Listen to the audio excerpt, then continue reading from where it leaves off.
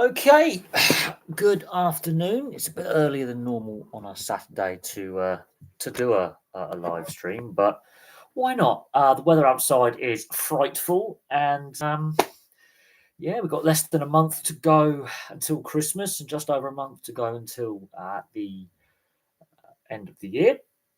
And of course, this time next weekend, the FA Cup second round will be taking place, which is very, very interesting because obviously with the current TV rights with TNT Sports and the BBC having shared rights, TNT Sports gets every single FA Cup game. That's not a 3 p.m. kickoff, except two matches per round on the BBC.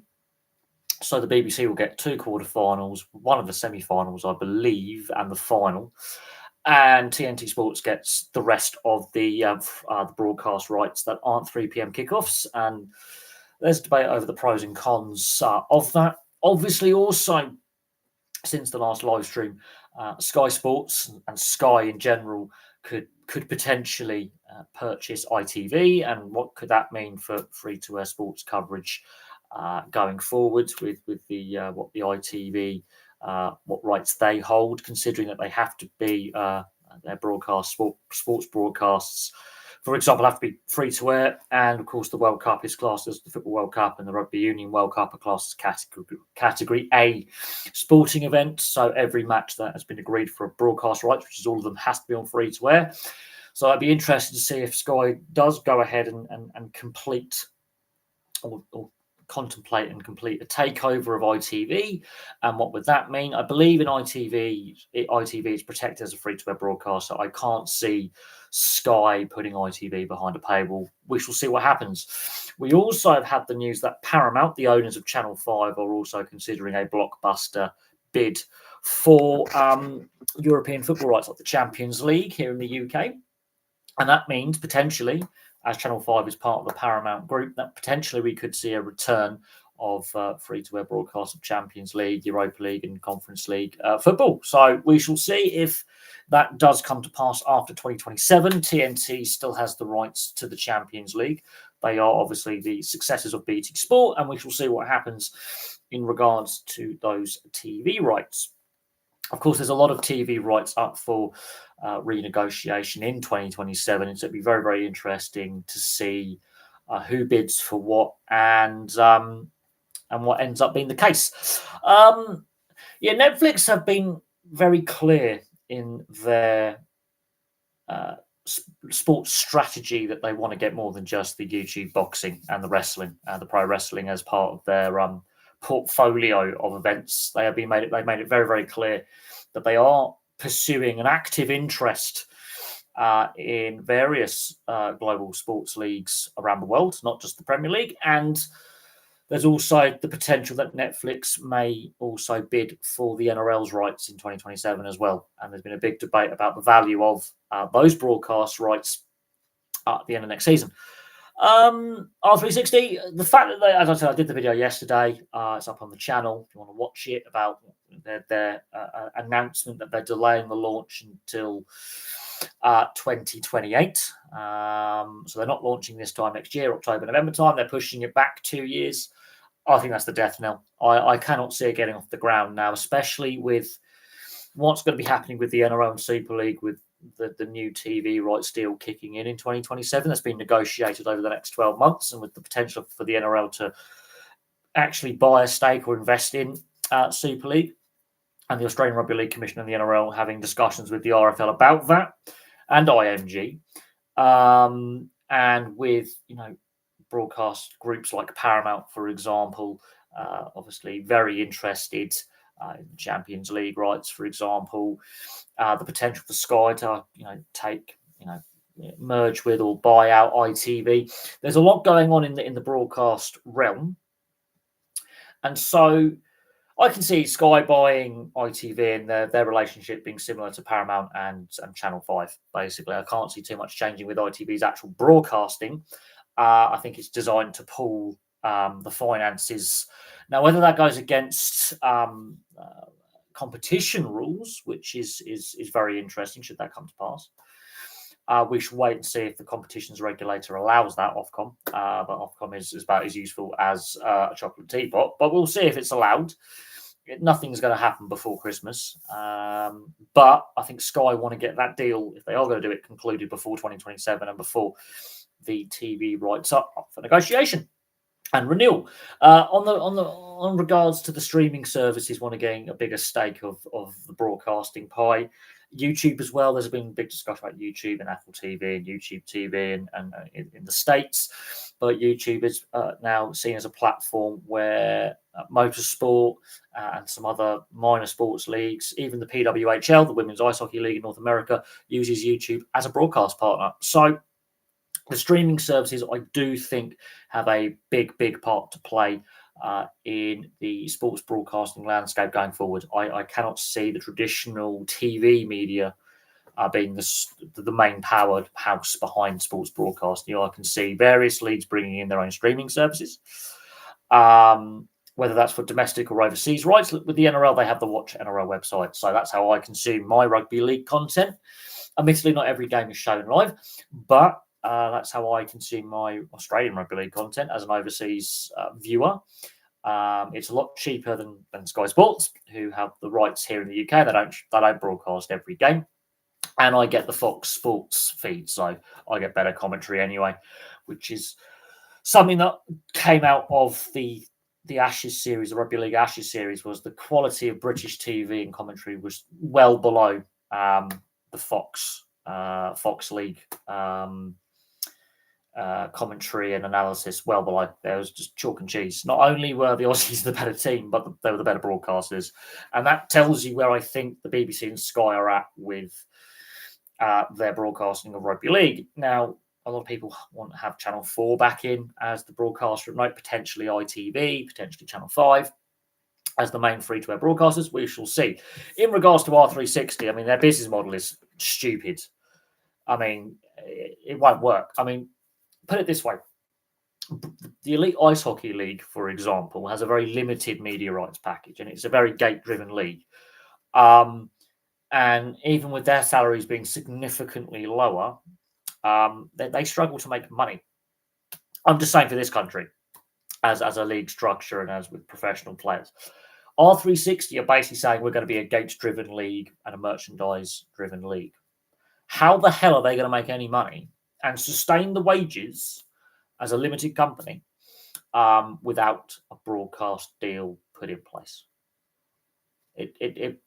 I cannot see how R360 is going to be profitable.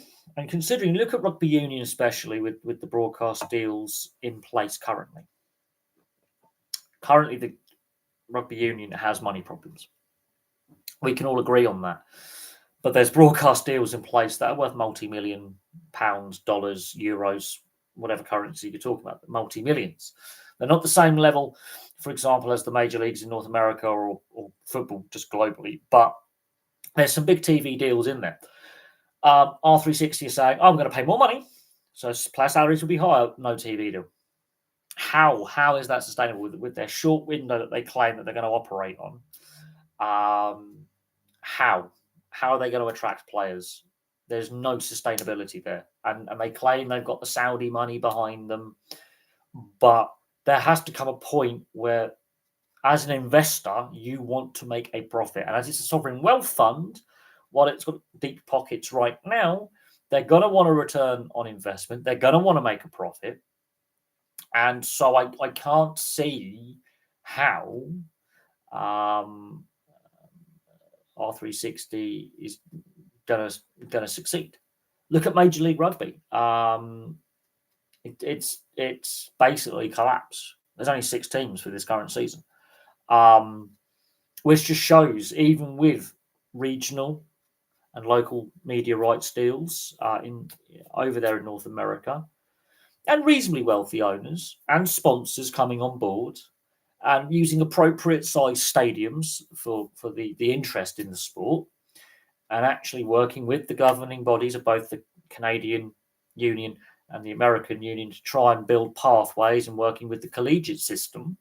So actually putting pathways in place, it's struggling. And so you have to ask the question how R360 is actually going to survive. Really, honestly, you have to ask the question, how is it going to work? how is it going to work? Because most of the high-profile players that have been linked with it have signed contract extensions with the clubs that they were at, or have gone into contract negotiations with other clubs because they were free agents.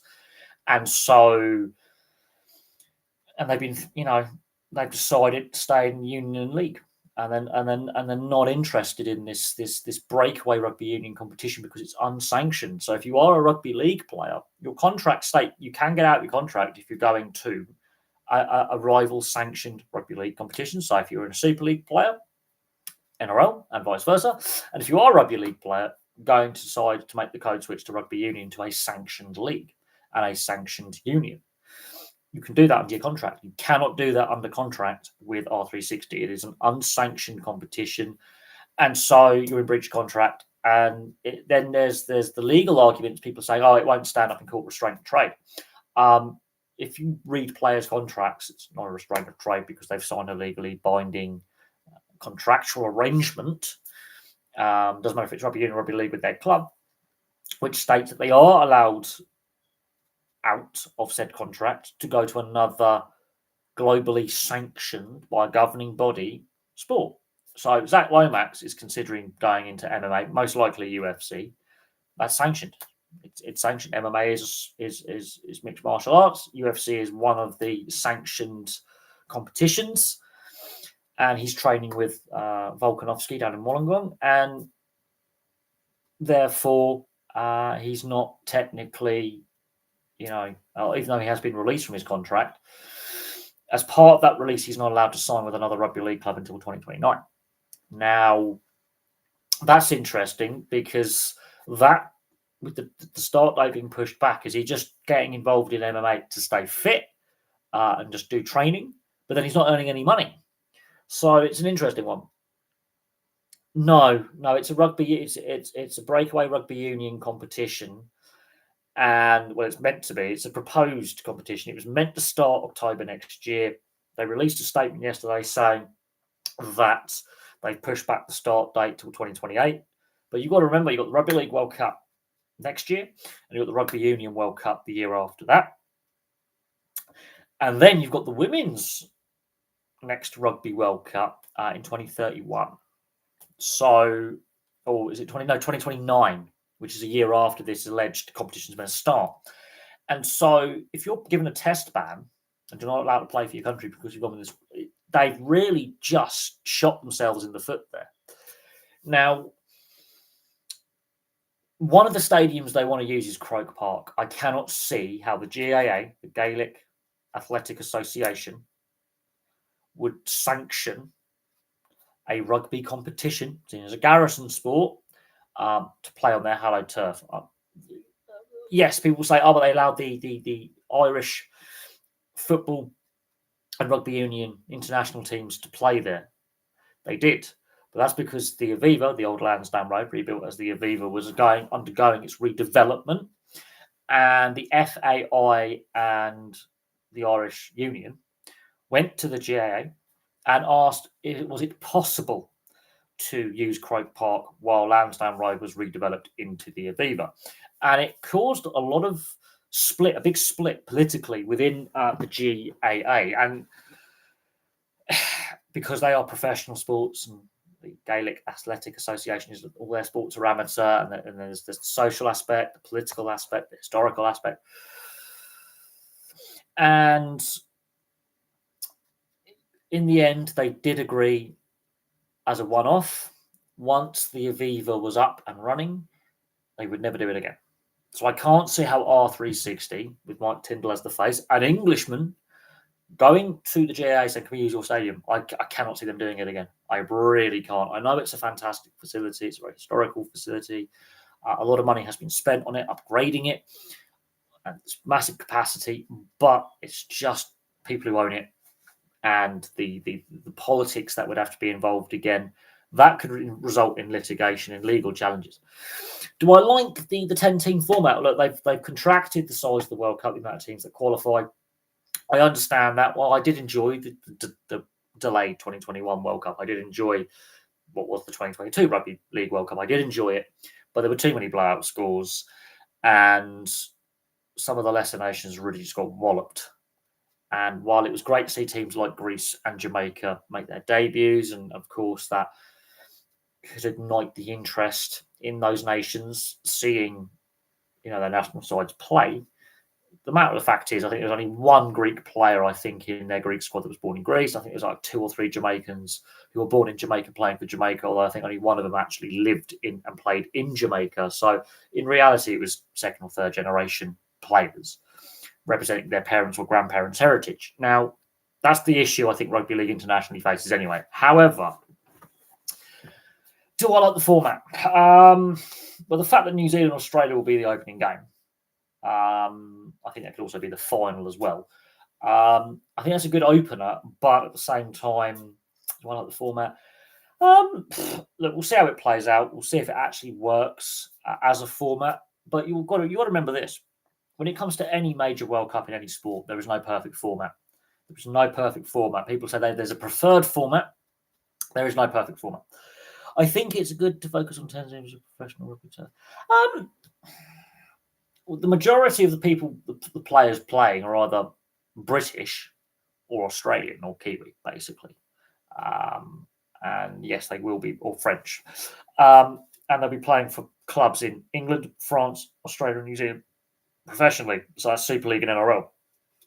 There may be a handful of players playing in the level below, like the Championship or New South Wales or Queensland Cup. But basically, yes, I can understand that there's the player base. I also think that the international game is not on the same organisational level. It is nowhere near organised as well as rugby union, and we can all agree that while the club game in rugby union has got its financial issues and its funding problems and its sustainability issues, you could also argue it to a certain extent at the lower levels of rugby league as the same applies. Even at the top level of rugby league, there are financial issues, and there have been historically, and there are currently. More so in the Super League than in the NRL, but there have been financial issues and struggles. And I think you've got 2 really, really good codes. I'm going to call them separate sports because they have diverged significantly from the initial split in 1895 in that hotel in Huddersfield. And I've got to look at the birth of rugby league and the split. But I have to do a video on that. But the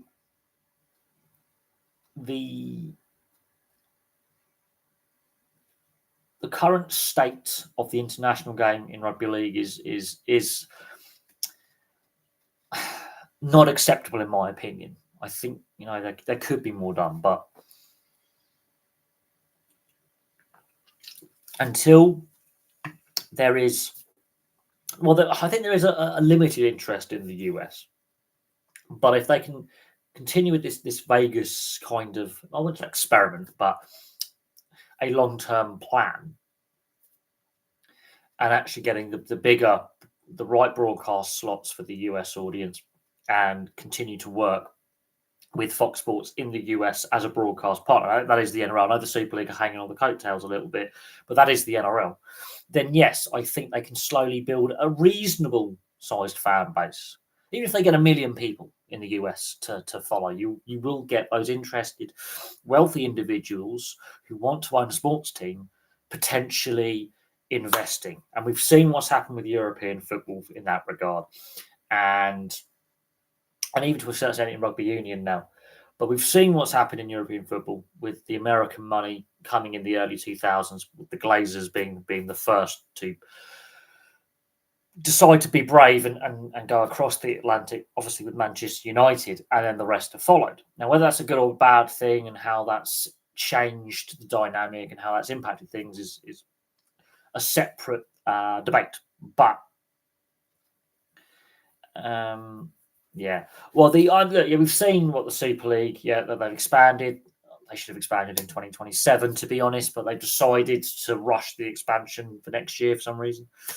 And there's question marks how the Bradford Bulls, should they have been graded as well as they were.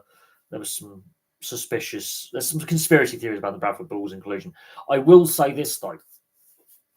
The 21 team championship format is not going to work. And with what's happening at Featherstone and what's happening at Salford, we could have a 19 team championship next year. There are ongoing issues at Featherstone with players and non-playing staff going unpaid. Salford's a mess. I think there's a few other clubs as well that have got some financial concerns that are concerning.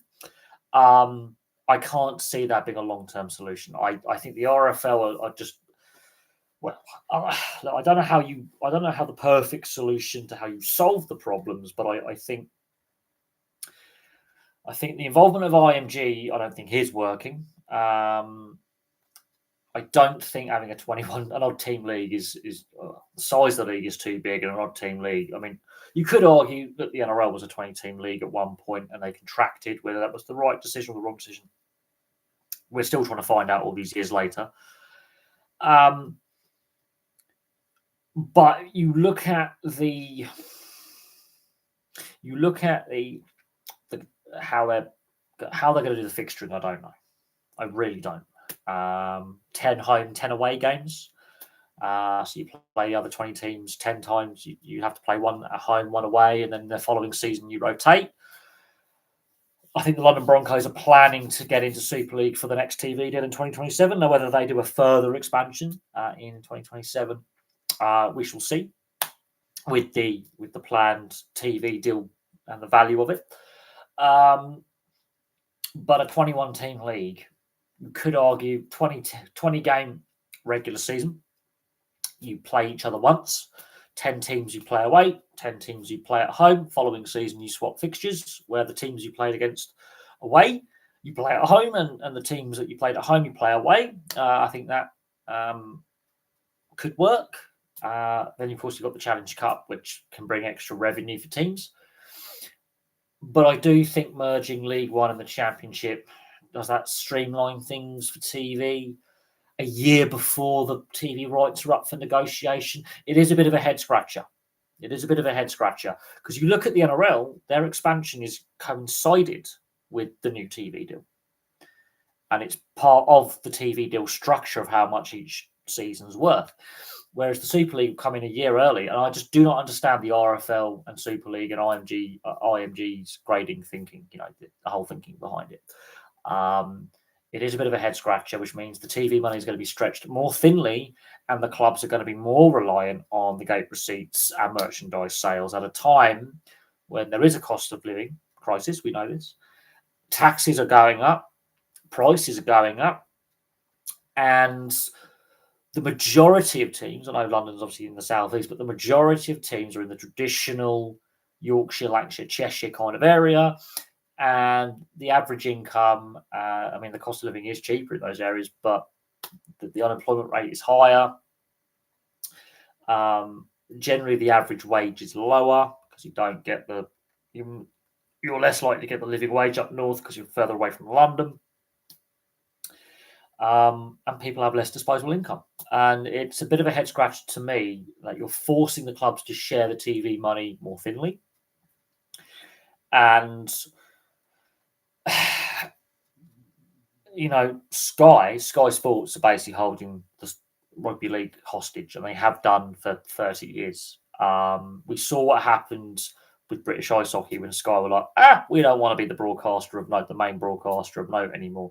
And no one else stepped up for many years. And so that caused problems for professional ice hockey in this country. We saw what happened with the collapse of Setanta when it came to Scottish football.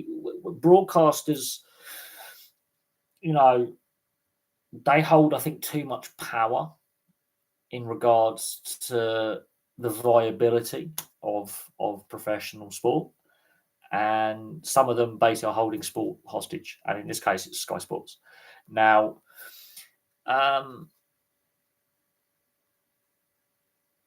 Super League expansion wasn't very big news. I think it made decent news headlines, and it was a discussion point. But the problem is they're heavily reliant on basically Sky. as the major broadcaster and whatever free-to-air broadcaster decides to bid for the rights. In this case, the BBC. Now, Sky basically said they didn't want to have all the games, and Channel 4 initially stepped up, and then they only had 2 years, and then the BBC stepped up and gained a few more games than what Channel 4 had, plus they've got the Challenge Cup. And you could argue rugby league could do better if the Super League grand final was on free-to-air coverage. You could argue it could reach a bigger audience. The marketing has been woeful. Absolutely woeful. I think they did a poor job in marketing the World Cup. They could have done a lot better. I think the ticket prices were reasonable, but the marketing was horrendous. I know there was a year's delay, and that was the worst case scenario. But if you're going to grow the game around the country, you need to have a better marketing strategy. I don't think the IMG grading system is the way to go. I think the RFL needs to get a proper nationwide advertising campaign, and the free-to-air broadcasters advertise on the free-to-air broadcasters, even if it's a 30-second ad, because honestly, it's not. You could argue that, yes. I think a strong team in London and a strong team in the Midlands, and potentially a team in the Southwest, a decent team in the Southwest of decent strength, I think, properly marketed and given the right advertising, the right ticketing strategy. Look, it could work, but you need to have a better broadcast deal. You need to have a better broadcast deal. Could they change the format a little bit back to a winter league? I think that should be the way to go. I think the Challenge Cup final used to be the crown jewel. Now it's seen as a mid-season thing. It doesn't work. Honestly, it does not work. I understand why they've synced up the Super League season for the most part with the NRL season, but it just does not work because you're playing a winter sport in summer, and it's. I don't think moving it to a summer league really works. I don't think it was a mistake necessarily. I think the owner, the guy running it, was the mistake. I don't think taking a team to the West Country, in this case, right in the Southwest, was a mistake. Cornwall, the location in Cornwall, okay, but Cornwall is a rugby hotbed, and with rugby union with its struggles, of course you can attract players. And they started to get decent towards the end of their existence. They started to actually win more games, be more competitive. And actually, they were gaining good local interest and good local traction. Except there is a massive problem with Cornwall as a sporting location. You've got to look at the away trip. You've got to look at getting to and from games. So you look at Truro Football Club, Truro City in the National League. They've got the longest away day in English football. Truro to Gateshead. You're spending basically half the day travelling to and from. Literally, half the day is actually spent travelling from Cornwall to Tyne and Wear. And, should Truro City make it to the Football League, they're going to have similar distances on away days. And you can see why Cornwall has struggled to get teams into the proper professional ranks of the various leagues. Now, there's also Cornwall's one of the more deprived areas of the UK. It's got some of the lowest average wages. It's got high unemployment. It's exceptionally rural. The transport infrastructure, I wouldn't say it's spotty, but it's not as good as other parts of the country. It is quite an isolated area. As I say, very rural economy, which is struggling right now. It's a seasonal economy. It's heavily reliant on tourism, especially in the summer. People don't have a lot of disposable income. unless they're in the public sector, in regards to local government administration or public services at a management level. And property is quite expensive, so it's very difficult for people in regards to the cost of living. So that makes it difficult when you want to place a professional team down there, because of the distance from Cornwall to basically Truro is the only city, and it's not the biggest settlement, Penzance is, but there's not very many big towns or population centres. And it's apart from Truro, the nearest city to Cornwall is Plymouth or Exeter. And they're quite a distance from the main population centres in Cornwall, which are Truro, Penzance, and Newquay. They're right down the southwest end, whereas Plymouth's on the right on the Tamar, which is on the eastern border, and Exeter's even further away. And so it takes a couple of hours to get to Plymouth if the weather's bad or there's rail delays and things. So it what was putting a team in Cornwall a bad idea? I don't think it was a bad idea. I think the West Country could work because it's a rugby bad area, so you already have a fair pool of athletes to potentially attract to the sport. The problem is the West Country, outside of the couple of big towns and cities, is very rural. Some of the areas are very deprived, and there's not a lot of disposable income. And that is, and the transport infrastructure. There are some gaps. I'm going to call them gaps, and that's something that needs to be considered. And I think that's one of the reasons why I think Plymouth is the bastion, the furthest southwest you really go to get professional sport. Now Truro City, there's that debate: can they change that narrative? But once you get west of Plymouth, it's just it already you're in outside Plymouth. It's just countryside, very rural, some very isolated communities in Devon and Cornwall, and not a lot of population centres. And as I say, the economy is agriculture based, military, and tourism, and so there's not a lot of money floating around there. And I think that's a big problem. Yes, a lot of athletes have come out of the West Country, especially Devon and Cornwall, and have gone on to in their various sporting fields to have great careers. There's no argument there, but very rural, it is actually quite difficult to get to Cornwall. Unless you're going for like a long weekend or a holiday, going there day trip is just not really possible from anywhere else in the country because you'll spend most of your day traveling. And that can put people off. That can put investors off. The transport infrastructure is a big block there. So it's definitely a sticking point and a hurdle that they haven't got over. And you know, that is something that is discussion worthy. It is discussion worthy, and we can look at it and go, well, why is there a struggle for Cornwall having professional teams? And there's your answer.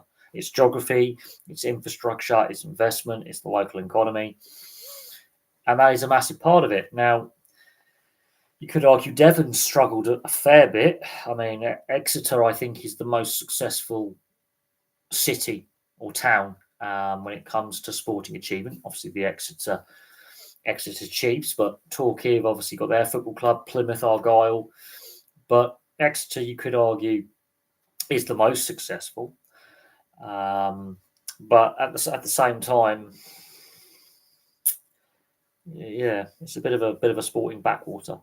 I believe it's Plymouth Argyle. I don't know what level the rugby clubs are in Plymouth, at what level there's more than one, obviously, but what level they're at. But yes, Plymouth Argyle are the main team in town. And you could argue Exeter, I think, has the one up on Plymouth with having two professional teams in regards to Exeter City Football Club and Exeter Chiefs Rugby Union. But even Exeter Chiefs now having their money problems and starting to struggle a little bit, and I think their glory days are probably behind them. And obviously Exeter City have had their money issues as well in the past, and they've got limited, resources because of the fan ownership model really does limit, their spending. So there is that to consider, but I think Exeter wins in regards of the professional side of things. And then you get further north and further east. You've obviously got Bristol, which has 3 professional teams. Technically 4 if you count the Bristol Pitbulls with some semi-pro, but they have some professional players on their books. And then you get to like Cheltenham and Gloucester, and then you get further west, east, should I say, to Swindon and Bournemouth and Southampton. And then you get into the Midlands, then you get into the Thames Valley and Greater London, and then obviously more professional teams, more, better infrastructure for transport, motorways and railways and airports, and, more money, more investment. Bit bigger populations, so more potential athletes, more fans. So there is that. As I say, but I think going back to rugby league, I mean, yes, you could argue it could work in the West Country if you chose the right location, be it that Exeter, Plymouth, or Bristol. You could argue yes, you could get it to work. I would think Bristol would be a better location because Bristol has proven it can support professional sport. So you could argue you could plonk a professional rugby league expansion team there.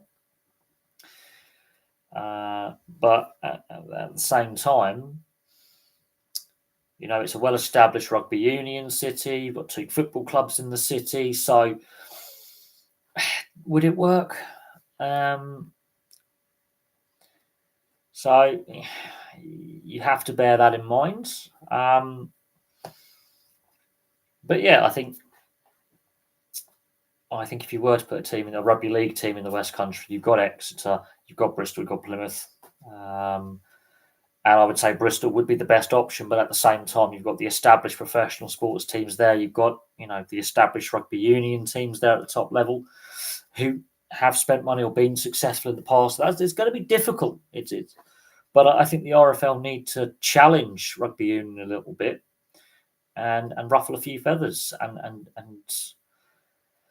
take good risks, not bad risks. I think they made a lot of bad decisions in regards to governance. I think, they've really made some bad decisions in regards to the corporate side of things and the media side of things. Yeah, I mean, look, I don't think the RFL is doing a great job of the governance side. And I think the involvement of IMG, I don't think has been a costly experiment that they're locked into long term, which is I don't think helping. I don't think there's a lot of trust in the grading system. I think the system is being abused and fiddled. It's my personal opinion. It's not much my personal opinion. A lot of people believe that. There's a lot of eyebrows raised about how the grading works or doesn't, or how it's being manipulated in a certain sense. But I do think there needs to be a change in direction somehow. Now, yes, Darren Lockyer coming in with the London Broncos as part of an investment group. Okay, yes. You could argue that there's a long-term plan there with the coaching hires, the players getting signed, and there is some kind of long-term plan there. And it doesn't help that last season, the Broncos weren't very good, but there does seem to be a pathway and a plan in place to build the foundations to work with the grassroots and the player development and working with the local community, be it the amateur clubs in the London area, schools and universities in the London area, to build a playing base and a pathway system, which will then benefit the London Broncos going forward, and player development and growing the player pool and the fan base. There is a fan base there. Don't listen to the doom mongers and the gatekeeper fans, because I can't stand that. But the potential is there, but it needs to be marketed. And the way that the RFL and the clubs, for that matter, in the general rule of thumb, do their marketing is a shit show. But that's, I think, a major failing of the sport. Not only to engage with potentially new fans, but engage with marketing executives and advertising executives and broadcasters who will run the adverts and the media. And it's the same to be said for ice hockey. The potential is there because you've got two really exciting contact team sports that are full of action, collisions, energy, chaos, mayhem, whatever. Controversy, because controversy does sell. And fans love the big collisions. They love the gladiatorial contest. But they've been so badly run and badly marketed and badly governed with shocking TV deals. I mean, the media rights deals are absolutely diabolical, and you have to scratch your head and go, how? How can we be this bad at marketing sports that we fucking invented? Like, seriously, like, how can you be this bad? We invent all these sports, play them really well for a lengthy period of time, we'll still play them really well, but we market them so atrociously, that after a while, the quality level drops off, the sports struggle financially, and then some of the media rights deals really boggle my mind. How anyone in the in this case RF Rugby Football League commercial in the commercial department, whoever signed the latest TV deal, just redundant, make them redundant, give them a redundancy, but sack them. I cannot believe they've signed a TV deal, which means every game is now shown live, so you get more games for less money. And then, on top of that, they decide to expand the Super League before the next TV deal is negotiated. So the current TV deal, the money gets spread more thinly in a league that's already heavily reliant on gate receipts. And the TV money has halved in a decade. So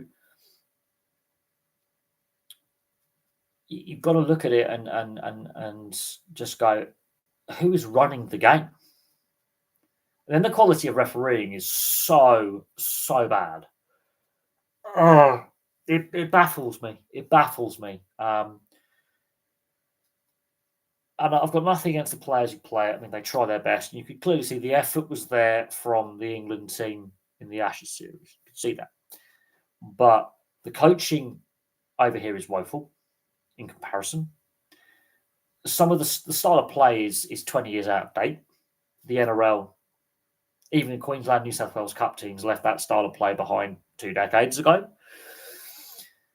The speed of the game, light years difference. The fitness levels, light years difference. In part because they've got a longer pre-season in Australia. I do believe that. I think that aids with recovery from injury, and we can argue the pros and cons of that. So there is that, but I don't know. I really don't know where we're going. And yes, you could argue the money made from the Ashes is being pumped back into the game. That's fine. But that money will run out at some point and is only going to go so far. And in reality, they need a much better media rights deal than is currently in place. Because the media rights deal we have now is not good enough and hasn't been good enough. And this is where Sky are holding the sport hostage. We need multiple broadcasters to come in, free-to-air, streaming companies and pay-per-view companies, to force Sky's hand by putting in bids and making Sky uncomfortable. Because Sky have had too much dominance for too long. And if a company like Paramount comes in with change to Channel 5, that could change things. Now, if Sky does merge with ITV and they pool resources, that changes the dynamic. And that's roughly, they're trying to get this done before the next batch of TV rights negotiations. That could work in Rugby League's favour because ITV has a bigger reach, I think, than BBC. I think the sports broadcasting quality on ITV is better than the BBC. We can debate the pros and cons of some of the BBC rugby commentary with Jonathan Davis. How, after commentating for the best part of 25, nearly 30 years, can he still not pronounce player names? That, for me, is just I don't know how you can still, after that amount of time in commentary, not get a player name right. Even English players with English names. I mean, how can that be the case? Um,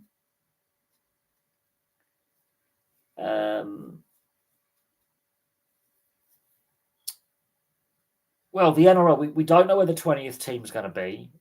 Yes, they're saying PNG are going to come in 2028. I don't think they're going to be ready on time. We'll see if that works out. But of course, obviously, Perth are now starting to sign players. They're allowed to negotiate with them now. It's after November 1st. There'll be players coming off contract at the end of next season who will obviously agree to go there. The concern is that these expansion teams are going to struggle to sign talent. Look what happened with the Dolphins. They were struggling to get signatures. They have made a decent team out of it. But that was with Wayne Bennett, the super coach. Now, yes, they've got Mal Meninga, but he's not on the same level as Wayne Bennett as a coach. Look at his record at Canberra, for example. But then again, you look at his rep record and coaching the national team and state of origin is completely different to coaching a club team week in, week out. Wayne Bennett, I think, is the super coach. There's no doubt on that. Now, but you saw the issues they had in attracting players to the Dolphins for their inaugural season. Now, they've got a decent side, narrowly missing out on finals in all 3 seasons. But they're a competitive team. They've got some good depth. They've got some good signings going there. They've got a decent squad. It's just making sure their best players, like Herbie Farnworth, for example, will stay injury-free, which I think will have a positive impact on the team's chances. But, yeah. No, the Johns brothers have invested in the Titans, but the Frizzels are still involved. It's just the Johns family have bought a stake in the club. Now, whether that's a good or a bad thing, I don't know. Magic Round, well, I don't know what's going to happen. We believe it could be axed. I don't think IMG fans actually like Magic Round. And the viewership figures on the broadcasters always do really well. Look, we were that good at Magic Round, the Australians copied it in 2 leagues, so scrapping it would be a brain dead decision. But it's the RFL, so making the right decision is not in their playbook. I think it's good if rugby league is played in Everton Stadium as much as possible. I heard there was an issue with transport, so that needs to be sorted out. Well, they're redeveloping that part of the Bramley Moor Dock area. It's a very industrial area. It's an old industrial area. And so it's not really in the centre of Liverpool. Now, I've only been, I've been to Liverpool for a very, very long time. So I'm not an expert on the transportation links of, Merseyrail, which is their version of the London Overground. And London Underground and the bus routes. But I think that comes in time with the redevelopment. I think that will come in time. It will take time. It's not going to happen overnight. Now, bear with me a second. I'm just going to take my jeans off. I'm still talking. I do. Bear with me. I will be back. I'll also get another drink in a sec. No, the Bramley Moor Dock Stadium, or the Hills Dickinson Stadium, it's a fantastic facility. It's nice. It's modern. It's. I don't think it's the finished article. I'll say that. I will say that. I don't think it's the finished article yet. I still think there's a few things they can do better. But you're going to get that with every new stadium. And I just had to take my jeans off and put my trackies on. Oh, it's so much better. So comfortable in the evening. Oh, God. No, oh, shit.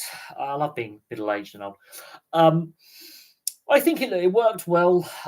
The crowd was good. But, yeah, the main complaint was getting to and from the stadium. If you are going to use a football stadium, I think St James's Park is a really good option for future test matches. We've seen how Magic Round has worked there. It's better linked in Newcastle than the Bramley Moor Hill Dickinson Stadium, which is Everton's new stadium in Liverpool. It's right in the city centre. And so you've got the Tyne and Wear Metro and, of course, Newcastle Central. So I think that, for me, is a better option.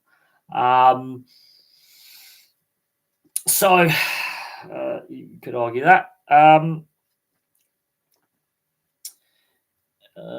But you've got to remember it's a 14-team Super League next season, not 12. So you've got 7 games um, over the weekend to fixture. So I would say 2 Friday, 3 Saturday, 2 Sunday could work better.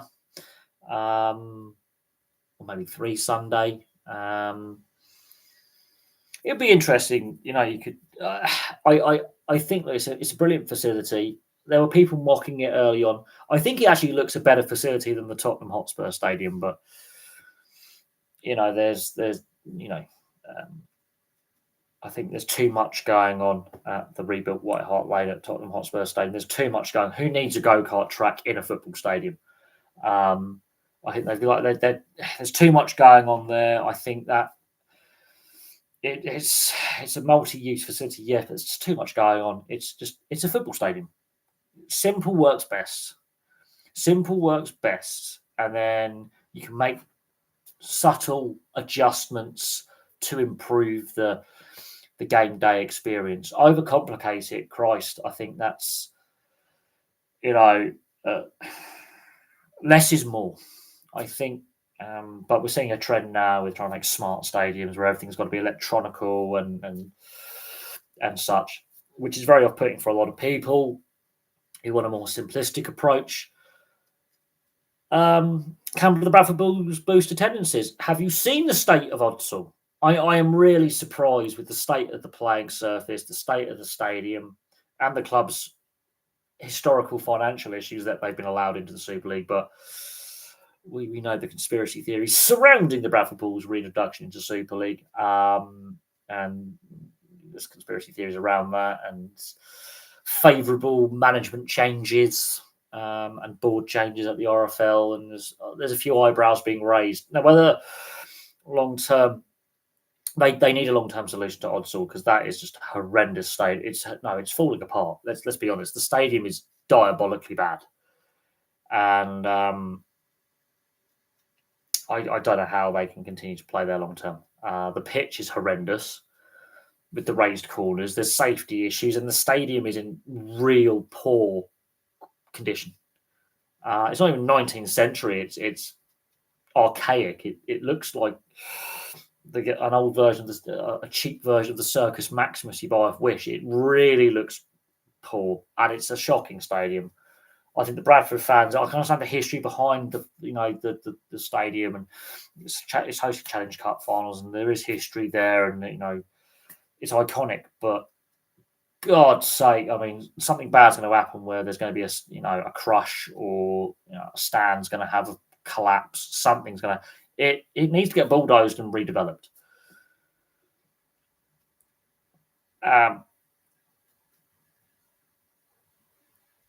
Liverpool was close enough. Well, yes, St Helens is the nearest professional, and Warrington aren't that far away from Liverpool.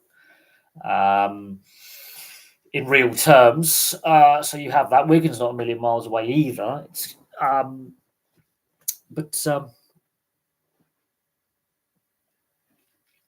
I wouldn't even have banger car racing at the Bradford Bulls at Odsal. I really wouldn't. Well, the Totally Wicked, the rebuilt Knowlesy Road, because it was Knowlesy Road before. I think St Helens have done really well with their stadium development. Same with Warrington. That's quite a nice, reasonably sized facility. I think it works well. I will agree. Having the London Broncos at Plough Lane works really well as well, because it's an all-seater stadium.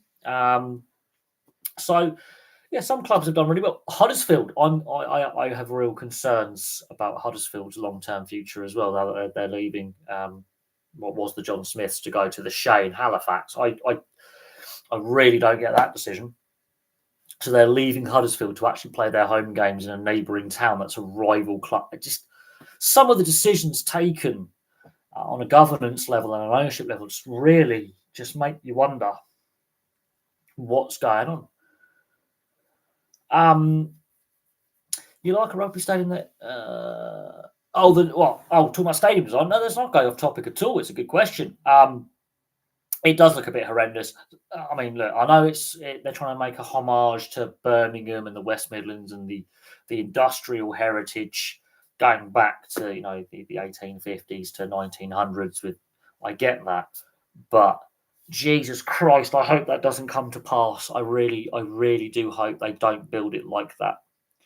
I know St Andrews as a stadium is limited in its development and potential expansion. There's a lot of issues with St Andrews. There has been for some time with the maintenance of the stadium. And they do need either they need to ground share with someone so they can upgrade and repair and refurbish St Andrews. But unfortunately, they're limited on the site. They're going to have to get a new build. That design is horrendous. It's not as bad as Man United Circus tent, but it's up there for some of the worst possible.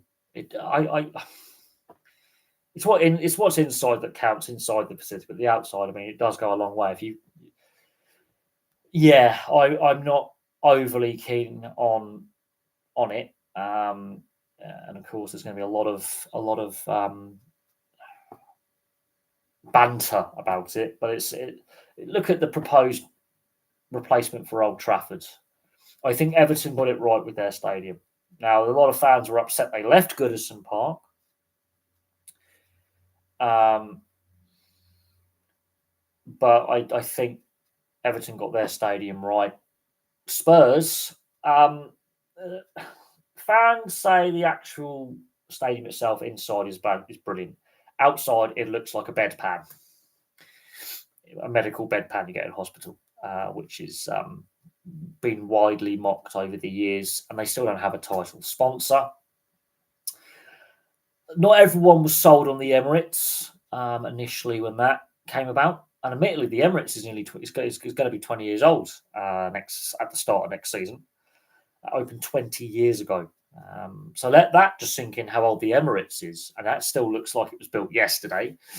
Not everyone is sold on Southampton St Mary's as a stadium, and that's been open now for 23, 24 years. The Medeski is a little bit soulless at times. I've been to Medeski many times. I've been to St Mary's many times. And they still look pretty modern, but at the same time, you can start to see some of the aging on the brickwork and on the metalwork. You can sort of see they're not as modern close up, but from a distance, they look reasonably modern. Then you get close up and you go, ooh, oh yeah, that's looking a little bit tired. Bolton's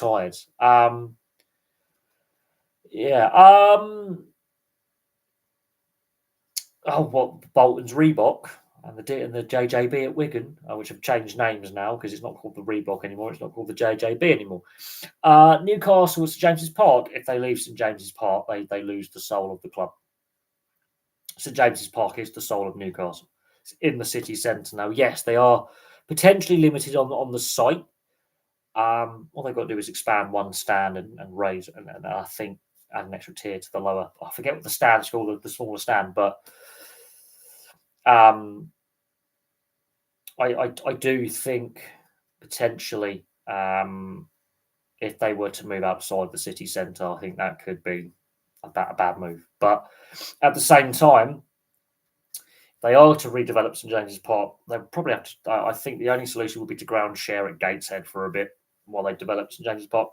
I don't think ground sharing at the Stadium of Light is going to go down well, but there's no other stadiums in the northeast where they can do a ground share if they're to develop in place. At the same time, if they are to move stadium, I think that would be a mistake. That would be a mistake. It's a shame the old lady Goodison is gone as a Premier League or a Football League stadium forever. So either women are going to continue to play there for a while, but Goodison Park, that's iconic. And for example, if Man United were to move out of Old Trafford, I think that would rip the remaining soul out of Man United if there is any left. And I think that proposed new stadium is just grim.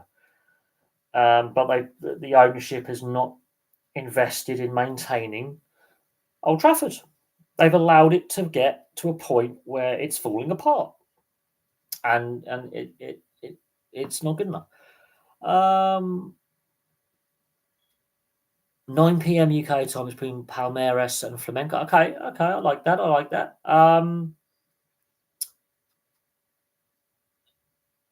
At the same time, I mean that's going to be a fun match, but is that? I mean, is this the kickoff times we can expect for the World Cup in the US next year? That kind of time slot. Now, I remember 2014, the World Cup kickoff times. I think it was one game that finished at 2 in the morning because I think it went to extra time. There might have been a weather delay. The late kickoff times in the Brazil World Cup in 2014 didn't overly bother me, but you have to remember there are some time zones in Brazil that are a few hours ahead of the US. I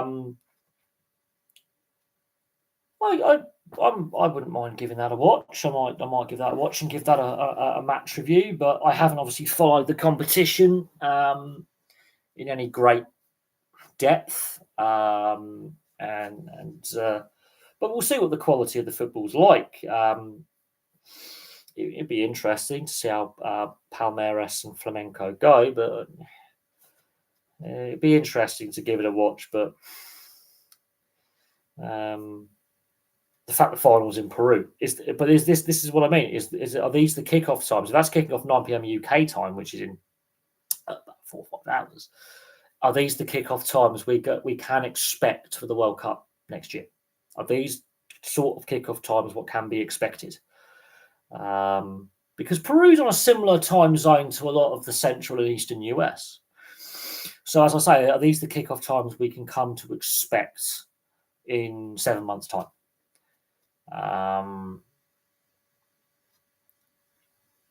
So there is that. You think Sale Shark Stadium is nice as a good design, but it would help if there was more development around it. Well, look, the MK Dons Stadium, the actual Stadium MK, is a fantastic facility in an industrial estate in Milton Keynes. But Milton Keynes is basically a dystopian place. But there's no commercial and residential mixed development around, MK Dons Stadium. It's in the arse end of nowhere. Sale Sharks, yes, you could argue they've got a great facility where they are, but again, a little bit far away from nightlife, things to do before game time, after game time, like go to the pub beforehand or a restaurant before a bite to eat. That kind of the day experience or the weekend experience around a sporting event. I think this is where I think a lot of people don't realise that for some people it is a weekend thing. And people go, I should support your local club. Well, some people did support their local club. They move away. They could be away fans going to watch their team play away from home. They might want to make a weekend of it. And this is what I mean about potentially having an NFL team in London or, rugby league, the Challenge Cup final in London or future test matches in London at Wembley or whatever stadium they decide to use is okay. If you want to use certain venues or if you have a sports venue, make it as accessible as possible. Make other things to do around. But the reason why a lot of modern football stadiums are built away from residential areas and away from the pubs and bars is to avoid crowd trouble, the hooligan element. And so that is something. It's a security thing in regards to the policing and security, where you can contain the sets of fans and keep them away from residential areas and the disruption to local residents on the noise side of things and stuff like that. And a lot of people have criticised that the fact that some stadiums are right far away from restaurants and transport links and things to do before the game and after the game, and the whole match day experience has been diminished over the years because of stadium locations and stadium designs and planning restrictions and such. So yeah, Everton Stadium, fantastic stadium, not the best location for transport at the moment. Now, I do think the Merseyside and Liverpool City Council, for example, the local government in Merseyside and in the Liverpool City limits, I do think that they are going to improve the transport infrastructure to and from Everton's new stadium. But yeah. What Sale Sharks would be trying to attract fans from further afield. Well, they've got to compete with football and rugby league, and that's the Sale Sharks' major problem is they've got to compete against rugby league. So you've got Warrington. Obviously, the Salford Red Devils fans, I don't think they're going to want to want to swap codes and support unions somehow because they're working class, upper class. It's just middle class. That's not how that works. And of course, you've got all the football clubs in the Football League and Premier League in that part of the world. And so that's a hard sell. It's a hard sell when rugby union is perceived to be a bit more of an elitist sport. It's got that stereotype which it still can't shake off. And you've got to look at the other professional sports teams in the area. You've got St Helens, you've got Wigan. When it comes to rugby league, you've got Warrington in rugby league, Oldham in rugby league and football. You've got Salford Football Club, Salford Red Devils as the rugby league club. You've got Man United and Man City as the big football clubs. And you've got Merseyside's not a million miles away, and of course that's football mad. St Helens is the exception in that part of the northwest, and then you've got the actual Lancashire area, which is predominantly football, but there's some pretty solid lower level rugby league clubs that are very community based. And so Sale's in a very difficult position in reality when it comes to professional sport. It's a unicorn. Let's be honest, it is a unicorn when it comes to professional sport in that part of the world with the sport that it represents, because it's got to go against a lot of very established, structured football and rugby league with their youth systems, their structured fan bases, which are quite sizable, and it's just an outlier. It's going to struggle. It is going to struggle to try and attract fans, because if you like the oval ball game, you're more likely to be a rugby league fan or player than rugby union in that part of the world. And so that's just a hard ask. It's a very congested sports market. There are some wealthy areas in that part of the world, but a lot of the areas are economically depressed in a sense. So there's not a lot of disposable income.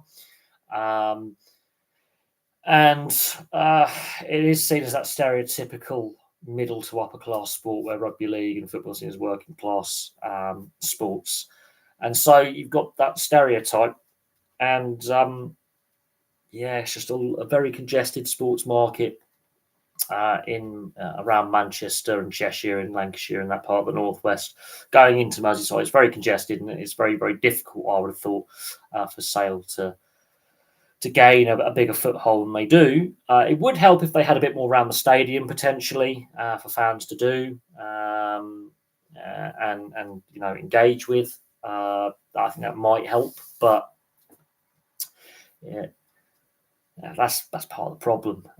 If there was a lot more residential commercial development around the stadium, then you could build a stadium kind of district, which is what is very popular right now in the US, and to a certain extent in Europe as well, have a bit of a stadium district. But it's a difficult one. It is a difficult one.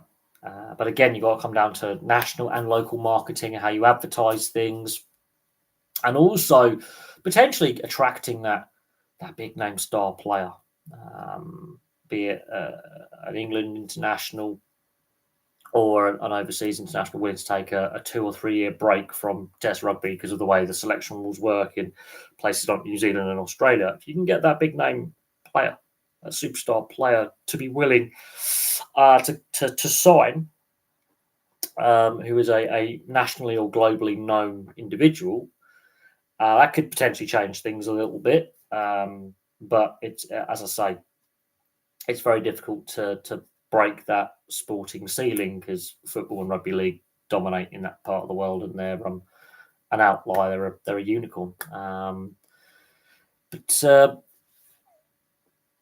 You do need to attract, but again, you can also attract working class people. You just need to, market it in a way, and you might need to get those couple of star players. And if you've got some good players, which Sale have always had decent players, you've got to get on with the marketing side of things. And this is where I think rugby union could do better as well. Not just in the UK, but globally. They've had some superstar players. Same with rugby league. and for some reason they don't market it as well. The big collisions, the skillful back of the hand passes, the drop goals. There have been periods where certain individual players, like your Jonah Lomus and your Johnny Wilkinsons and your Dan Carters, have been marketed really, really well. People around the world sort of have an idea of Jonah Lomu, he's that guy. But it needs to be done more consistently and better, and then you will start suddenly getting more fans interested. That stereotype is not a problem if it becomes a fashionable place for. Really, I think the issue is that there are a lot of other sports teams in various leagues that are more successful in the Manchester, Lancashire, Cheshire area as well, which also has a part to play in attracting fans. If you're not winning all the time, in regards to actually winning leagues and competitions, then that can have a bearing a little bit. But it's also marketing. You could be the true underdog, the smaller budget, players on lower salaries, and you go on and do what, let's say, Nottingham Forest did in the 80s, for example, under Brian Clough. That underdog story can work. Has there been an English rugby superstar since Johnny Wilkinson? You had Jason Robinson as his teammate, Billy Wiz. Has there been? I think there's been players of a similar kind of skill level, but not as good. No. I think there's the potential for some of the players around the England squad now to potentially reach that level. Yes. There's been a couple of wingers and fullbacks who've had that potential as well. But I think there was a good sense of marketing around him at the time in the late 90s, early to mid 2000s. There was a lot of positivity around the team under Sir Clive Woodward. They went on a bit of a run in between the two World Cups, and then that 2001, 2000, when they started beating the All Blacks and the Springboks and the Wallabies regularly, and they go into that World Cup and then win the final away from home in Australia. They sort of built some momentum there.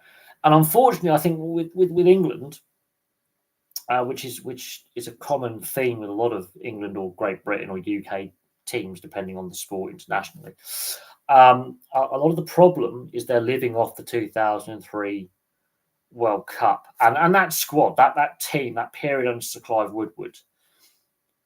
To a certain extent, even into the 2007 World Cup, there was a bit more downtime. They lost a few more test matches, but there's a period between, I'm going to say, 1999 and 2007. Yes, they win the World Cup, but they also make the next World Cup final as well. God knows how. That was a very poor team that sort of the players sort of dragged themselves up a little bit because there were leftovers from the 03 winning team still part of that squad.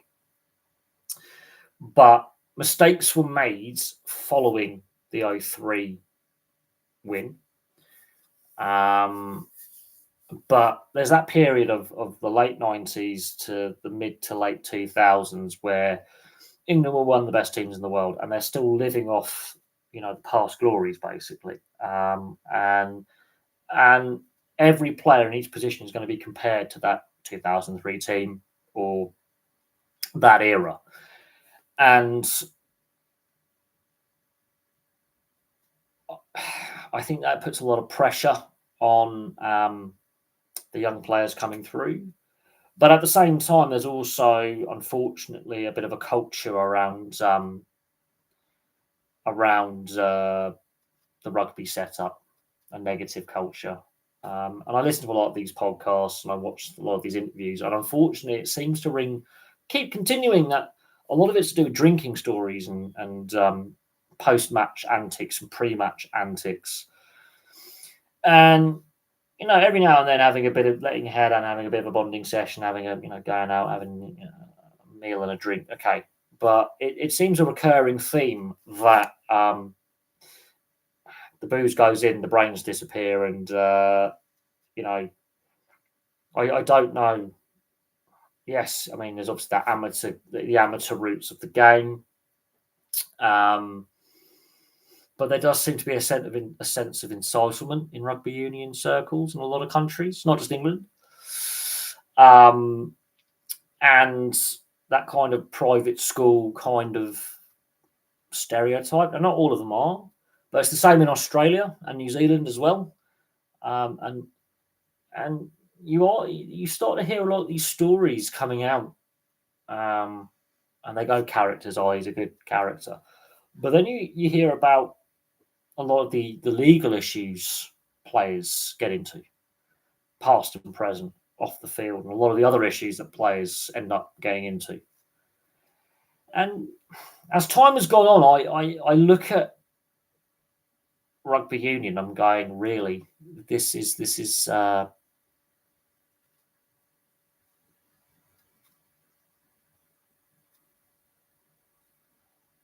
you know, I think about the culture, and as I say, in my early 20s, I did play at one of my local rugby clubs, and yeah, there was definitely there's some stories that I can't even repeat on here about some of the antics that occurred on nights out. Kind of embarrassing, really. And so I've heard some other interesting stories about some of the antics that other clubs have got up to as well. And I'm just thinking, and I work with some fellow ex and current players who play at the amateur level, and I've heard some of the stories about the Christmas party and the end of season parties, and I'm thinking there's a lot of peer pressure involved there as well, and there's some awkward situations that make you wonder about, certain things. So I'm not against people having a good time, and I occasionally have the odd drink now and again. I did stop drinking for a while, but there are some mad kind of drinking and other stories linked to post game and off season, and you got to think to yourself, this is the culture around these clubs. And then you look at the video done today, looking at youth participation and youth viewership and younger people and fans in attendance and aging fan bases, and you got to think there has been a bit of a culture shift, and I think that can put some people off, some families off, letting their kids play, and you do hear about some what I would call atrocities. Some of the stories are funny, but it's the regularity of all these different ex-players and current players when they're on these podcasts and giving interviews, and they're releasing their biographies and autobiographies, and there's a common theme of just excessive drinking, and in some cases quite nasty, toxic behaviours. And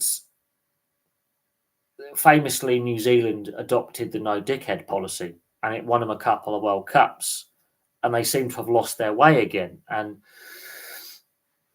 they adopted this no dickhead policy because they were seen as regularly the best team in the world, came to a World Cup, and they would fall apart in a semi-final or a final and lose.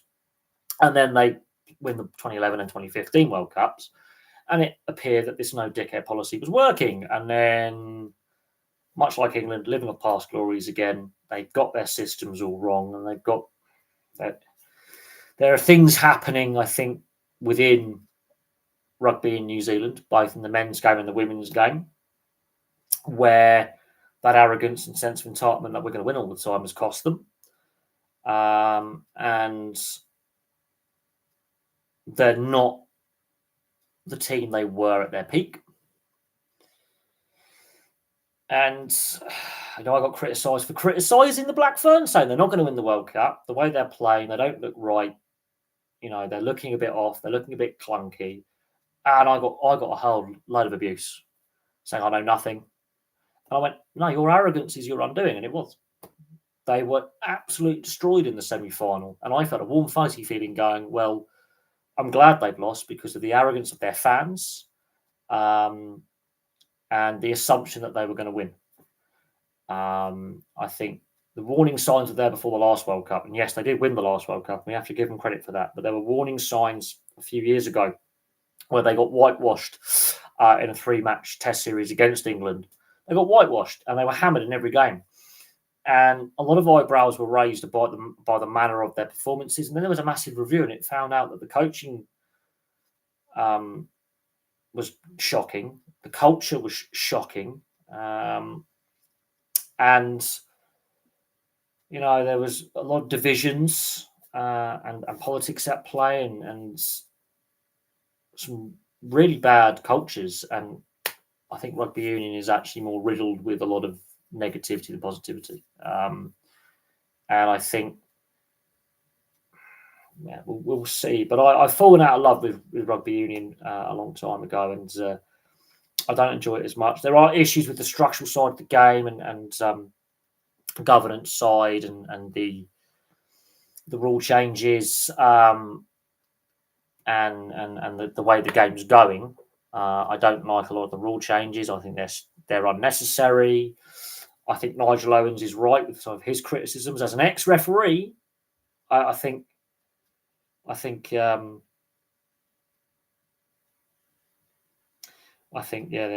a lot to be desired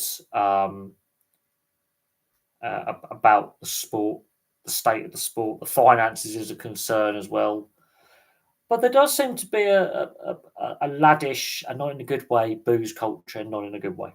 A bit of a boorish culture, as my mum would say. And there does seem to be a sense of incitement in the rugby union community, and arrogance, and not a good arrogance. And then you look at how the game is struggling in the community, at the lower levels, in the community levels, and it's the way the game's governed. It's like an old boys' club at the governance, so at the various unions and at World Rugby itself.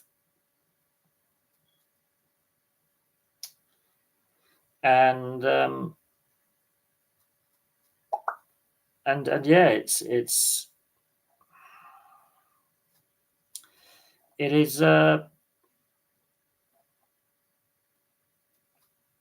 is worrying, I think, the direction the sport is heading. I think we need to.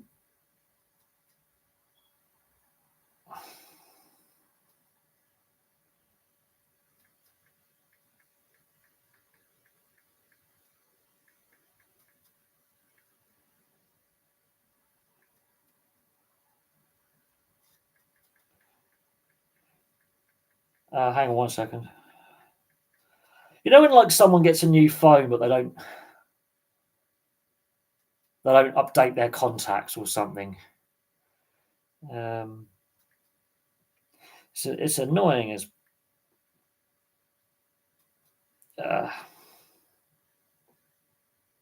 it's annoying as hell. But no, let me just check some of the football results. Wales heading for record defeat. Well, look, with the state of Welsh rugby, I'm not surprised. I mean, yeah, they've managed to win a couple of tests this year, but that was it 18 test losing streak. Welsh rugby's in serious trouble, and the warning signs were there before the 2019 World Cup. I've had my ongoing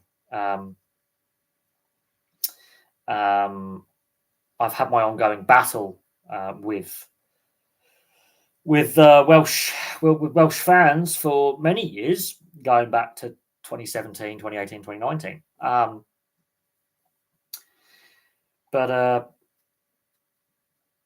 Yeah, I have to. I mean, oh god, 68-0. Oh god, that's not good. That's not good. I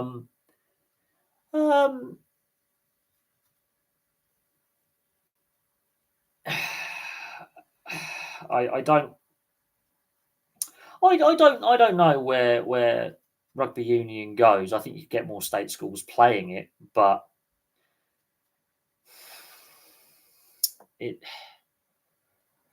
I think working with the education system, schools and universities, regardless of be it private school or state school, I think yes, getting more schools to play it, but most private schools do play it. I think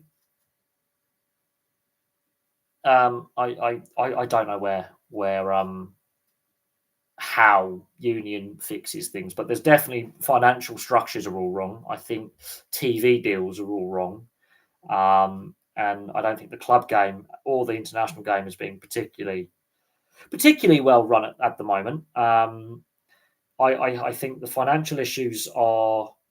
I will take a 1-1 against Wrexham. Sorry, mine. And Nigel Johnson's son scored. Yay! Wrexham 1, Blackburn. I will take a 1-1 draw. I think that's an important draw. I'm just a Blackburn fan. I will take that. I will take that.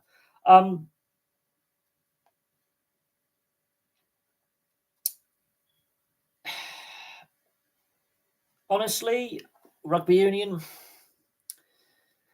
Wales, I don't know how Wales fixed their issues. I know they're trying to restructure the game and change how many provinces or regions they have, and looking at funding matrix for the women and the men, and centralised contracts. I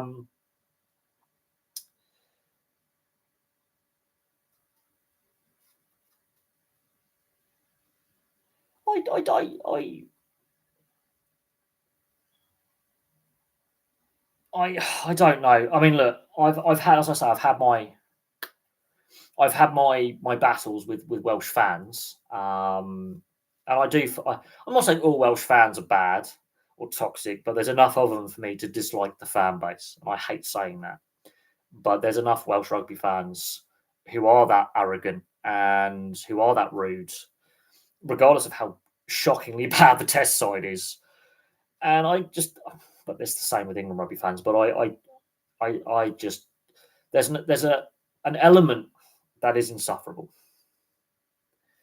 and I generally I just when I watch rugby, I actually hope Wales lose.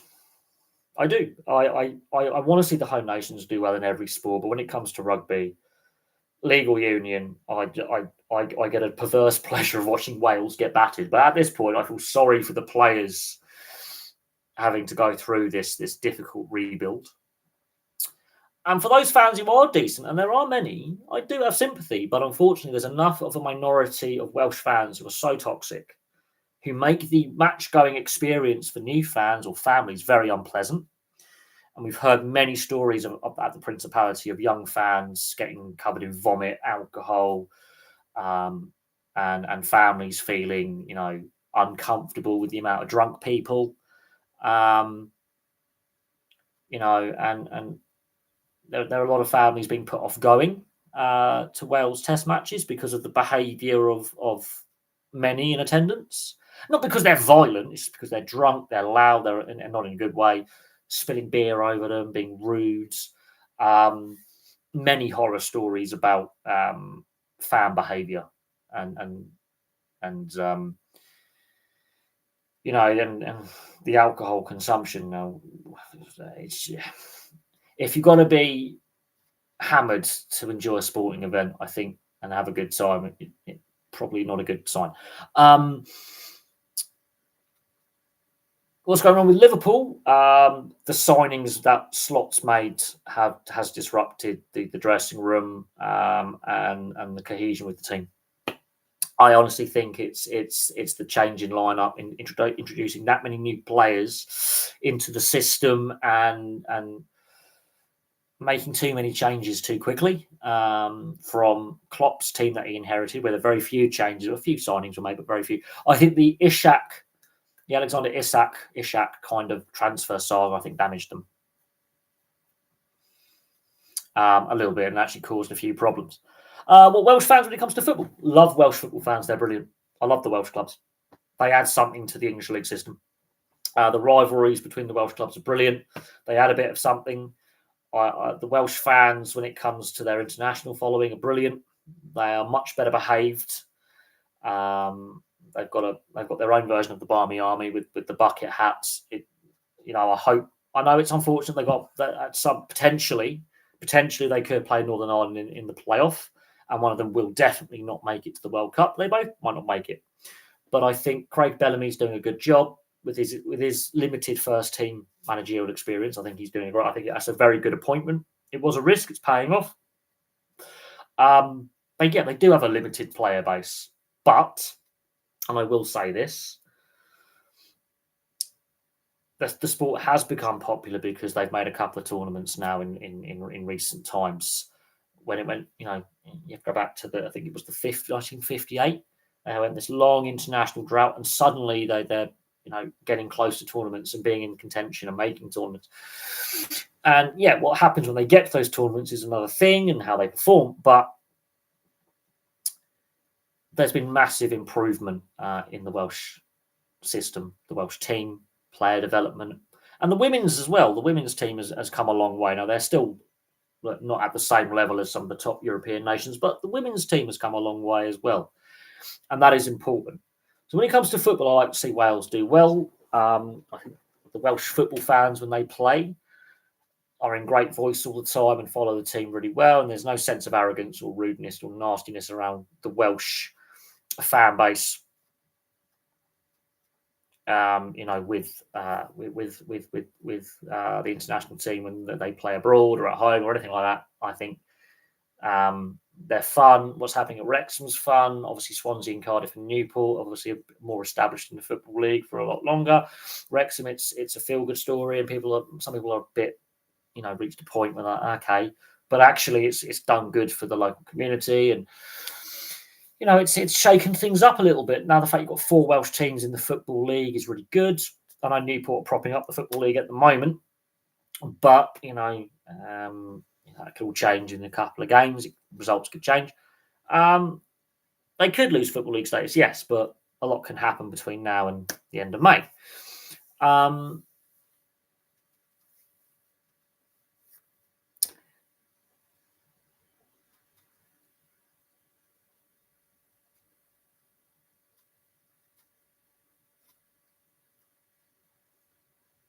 I think rugby union has got issues. I think it's in bigger trouble than a lot of fans realise. There are a lot of structural problems with the union. There are funding issues. I think ring fencing the Premiership was a mistake, which has hurt the league and hurt the sport. And you could argue some of the TV rights, should be a bit more accessible. And taking England games off free-to-air TV and taking the autumn internationals off free-to-air TV, I think was a blunder. And the future of the Six Nations and such, I think there's been some mistakes made, which could take years, if not decades, to undo. So there is that.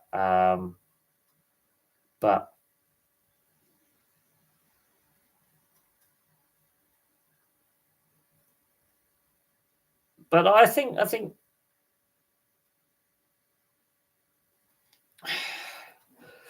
it's an interesting one. The fact that Wales are on the end of what could be a record-breaking defeat is deeply concerning. They've had a couple of wins this year, but they went on basically a 2-year losing streak.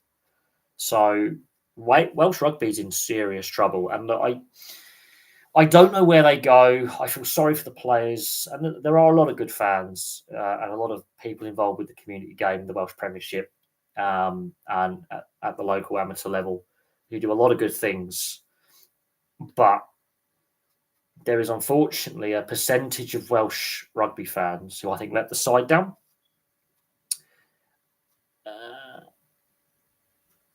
And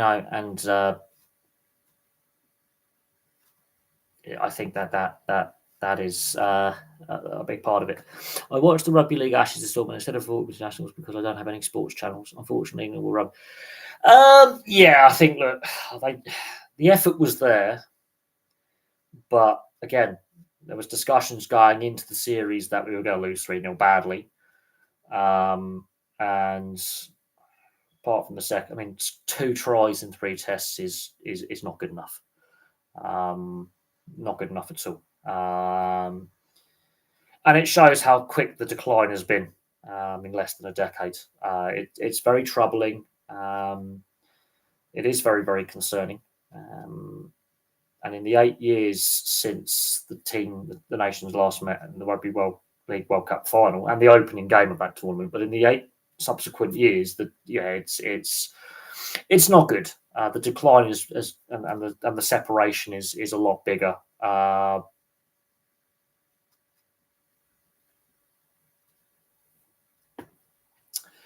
And I think. But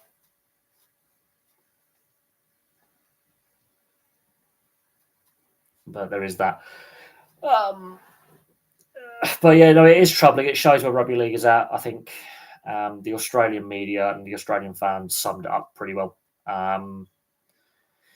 Look, in regards to the club football hooligan element in Wales, yes, there is a problem. But when it comes to the national team and their fan base, those that follow the national team, when it comes to international football, the Welsh fans, pretty good. Club level, yeah, there's Cardiff are well known for their hooligan element. In fact, all the Welsh clubs are known for their hooligan element. But every club has a hooligan element.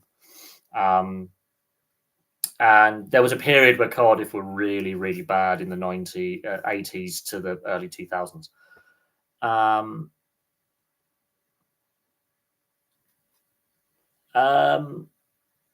We need a strong England team. Rugby League Autumn Test should be something good on the same level as Rugby Union Autumn Internationals.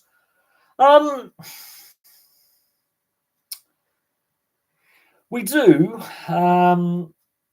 but I think part of the problem is coaching, and part of the problem is the RFL. I mean, there's a lot of self-interest with the clubs as well, but we'll see what happens going forwards. We'll see what the expanded Super League dishes up next season, and we'll see what comes of the World Cup next year, and we'll see where England truly are at, because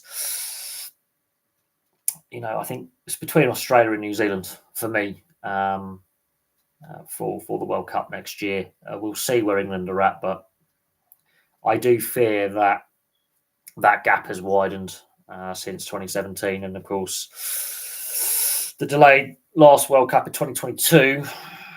That semi-final performance, there was no control. There was no game management. And look, that drop goal by Crichton right at the end. I mean, that's his first ever drop goal, field goal, ever completed in a competitive match. I mean, that's ridiculous in itself. But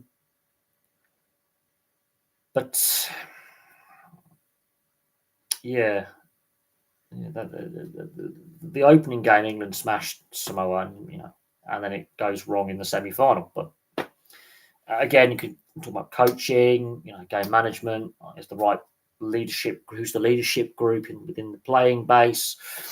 Player development, squad selection. There's a lot of things at play.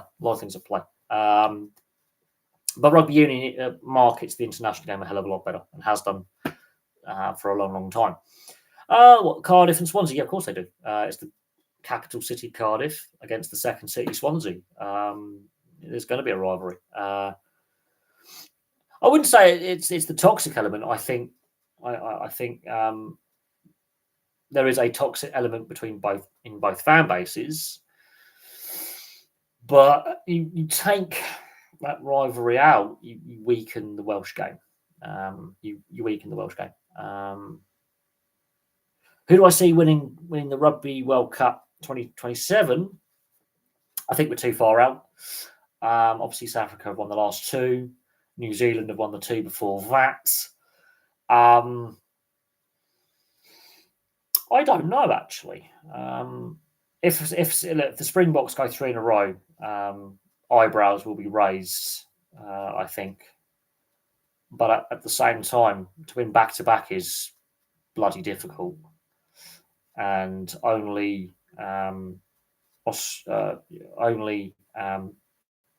New Zealand and South Africa have done that.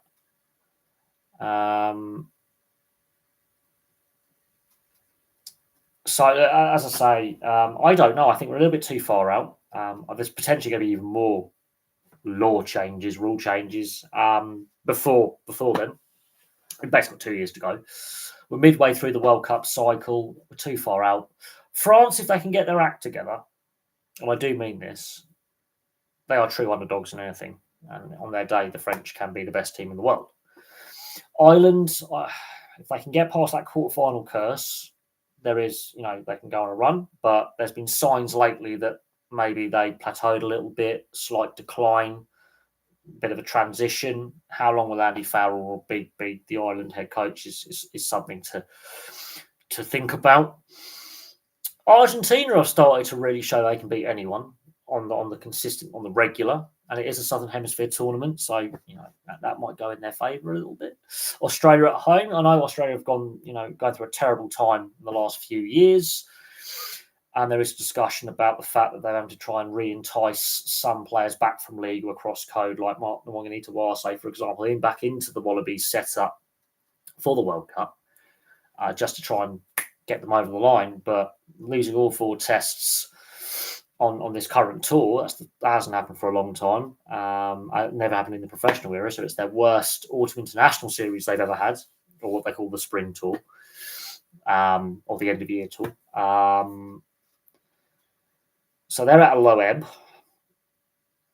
and I think it's a very open World Cup. I really do. I think it's a very open World Cup. There's been law changes around the scrum, which could negatively impact South Africa. England are on this lengthy win streak at the moment. Italy are on the improve. Now, whether they actually if Italy make the knockout stages, I'll be happy with that. Scotland, inconsistent still. They're still inconsistent, still Jekyll and Hyde all these years into Gregor Townsend's tenure. Wales are a mess. I think it's open. I think it's very open. You could throw a dart, but we're still, as I say, too far out. Players can get injured, players can retire, players can get suspended, players may not get selected. There's a whole raft of things that could happen between now and 2027. Actually, Wrexham's biggest rivals are Shrewsbury, but there you go. If you go on BBC Sports Wales football, it's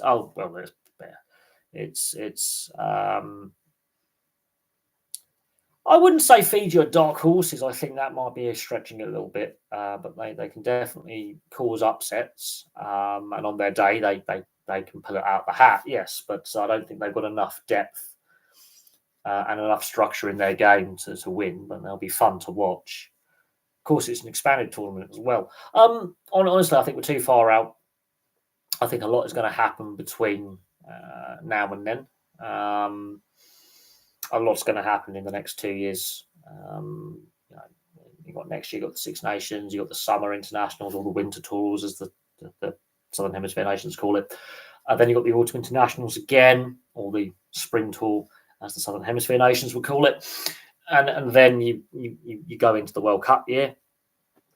And again, Six Nations, warm-up tests, Rugby Championship, warm-up tests, bang, you've got your World Cup at the end of the year. So there's 2 annual year cycles left to go, 1.5. So there's a lot to think about in that regard. What Chester, who play in Wales? Well, half their stadium is in Wales, half their stadium is in England. But the technical address, so that the stadium address at the road it's on is a Welsh road. Yes, that is the most ludicrous bit of planning. I think that caused chaos during COVID, which was hilarious. Actually,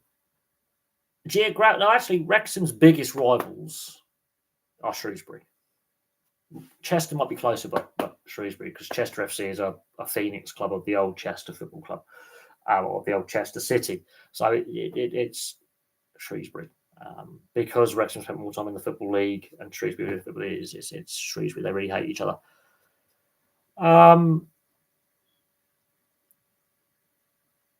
Yeah, I mean, look, we were talking earlier about sport in Cornwall and in parts of Devon. Again, same in Wales. It's very rural, low wages, heavily reliant on agriculture and tourism for the main industries.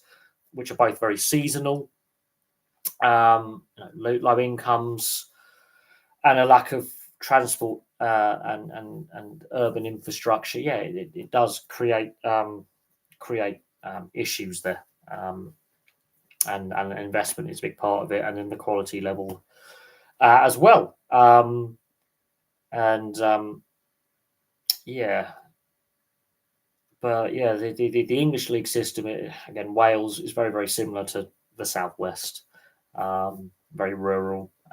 Again, the transport infrastructure, and the stadium infrastructure, and the local economy. It's agriculture, tourism.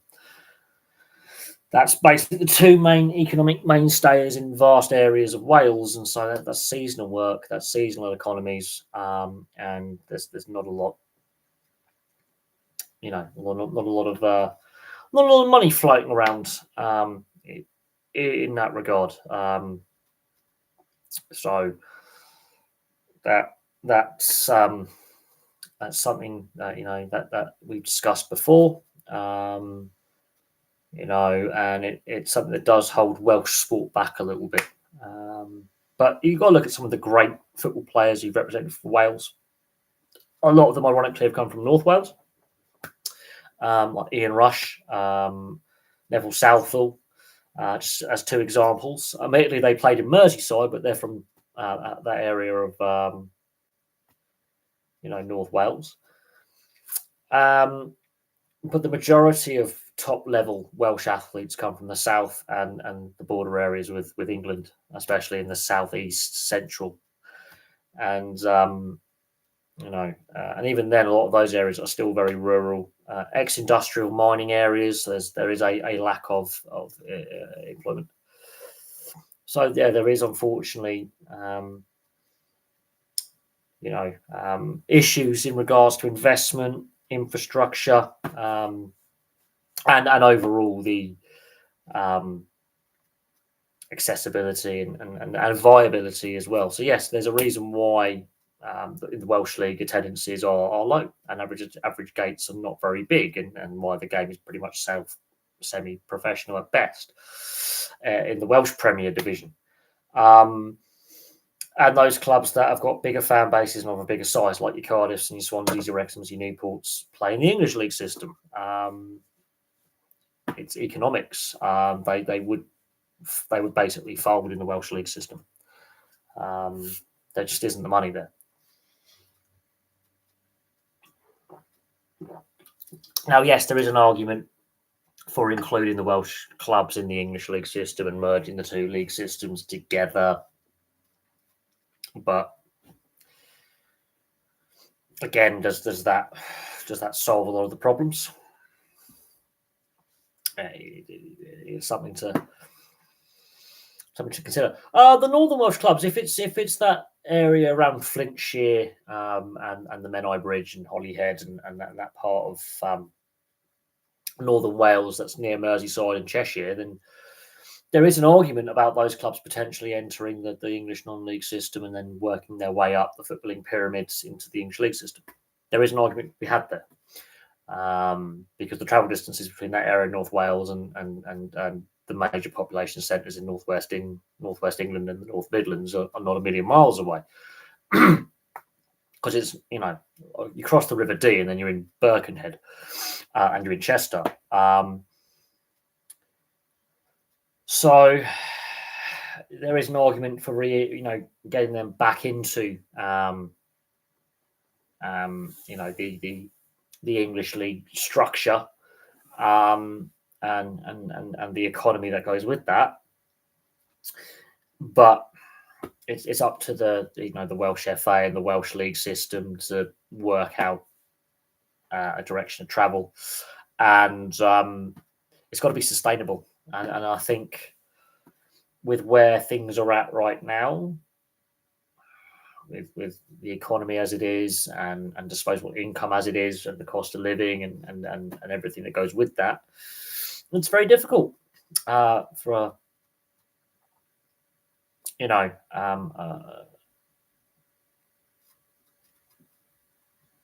so that there is that. Yeah, I mean, look, I think as I say, there is an argument that the league systems could be merged. The FA is kept separate, but the league systems could merge. But I think the Welsh FA, barring the English league clubs that are Welsh from the Welsh Cup, was a mistake, partly. Decisions have been made by the FAW at times. No, I haven't. I have not watched a Welsh Premier League game, partly because I live nowhere near Wales. But I really these days.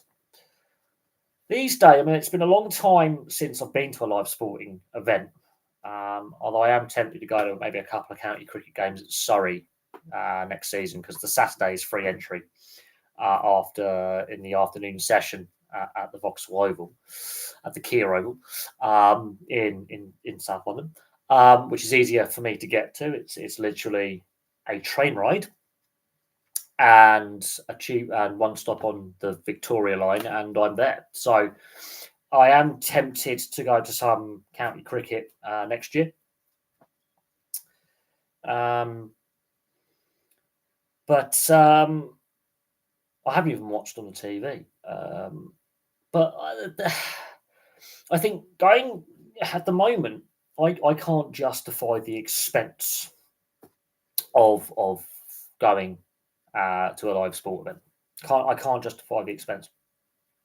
Unless someone wants to go to me, look, as a birthday or Christmas treat, we've got you tickets for insert game here. I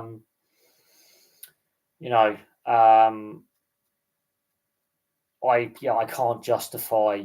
I cannot justify the expense, and that's the truth of it. I can't justify the expense of going.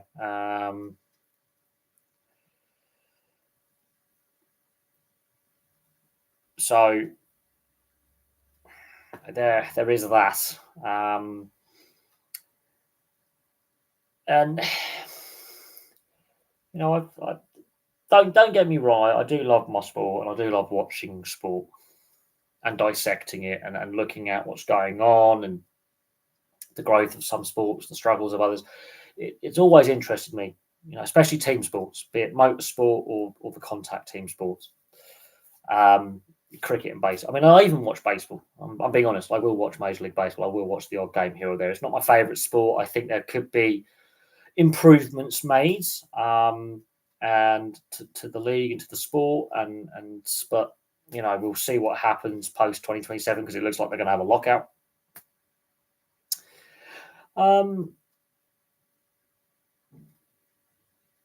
Rugby union Wales could do with the same as football if they had more sense and well, having some teams, potentially, yes. There has been that discussion about merging the English club system and the Welsh club system. What FIFA say, you've got to have your own national league. Yeah, even if it's amateur, you've got to have your own national league. Even if you've got your own separate FA, you have to have a national league system. Otherwise, in saying that though, Liechtenstein doesn't have a national league system. It has one club and it plays in the Swiss league systems. There are arrangements that exist where a smaller nation's clubs play in a bigger nation's league system, and Liechtenstein is one of those. They do have other clubs other than FC Vaduz, but only one club plays in a league system, and it's the Swiss league system. So there is that, but they are an independent nation.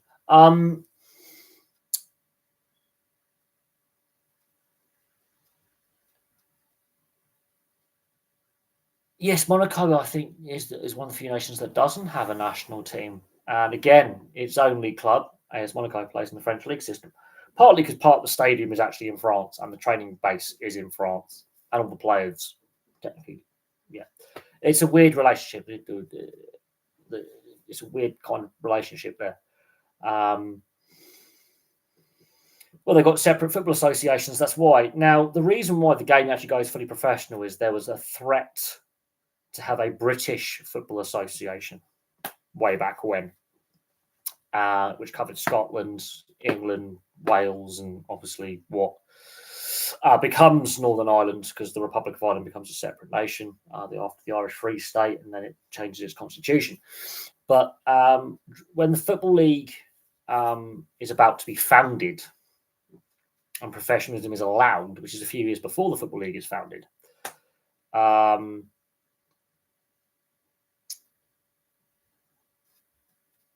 There was discussions about having a national Britain FA or a UK FA as it would be today. And the English FA panicked and went, yeah, we'll allow professionalism. And then the Football League starts up. And then the Football Alliance starts up the following year because the Football League had a stupid arcane rule where only one club per town or one club per city could be in the Football League. And so there were enough other clubs around that were barred from the Football League because of that rule that set up the Football Alliance. And then you end up with the merger, and then you have the Southern League, and there's all sorts going on. And professionalism, basically the threat of professionalism and the threat of a national UK-wide football association is why we have the Scottish FA, the English FA, the Welsh FA, and the Northern Ireland FA, and the FAI of Ireland, which is a result of Ireland splitting into Northern Ireland and the Republic. But yeah, professionalism is what caused the FA to be formed and separate. And there were Scottish clubs used to play in the FA Cup, so there's that.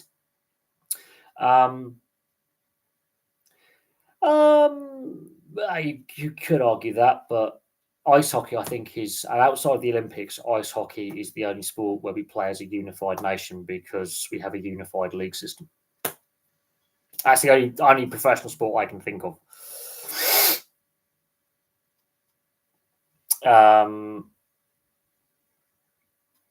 So it's a weird one, but no, the only I think the only two sports. No, even field hockey, we separate nations. No, the only, apart from the Olympics, the only sport that, other than track and field athletics and all the Olympic sports, the only team sport I can think of where we play as a unified nation is ice hockey. That's the only one I can think of, and it's Team GB because Great Britain and Northern Ireland. So that's the only professional sport where we have the top tier is the Elite Ice Hockey League, which covers all 4 home nations. Below that, you have the various regional National League, which the National League structure is weird because it's not truly national. But again, it gets a bit chronic when it comes to the governance of the sport. But yes, the only league structure and national team that unifies the whole nation is ice hockey. That honestly, I believe basketball as well, but basketball's a bit of a mess at the moment because there's no actual functioning governing body. But yeah, ice hockey.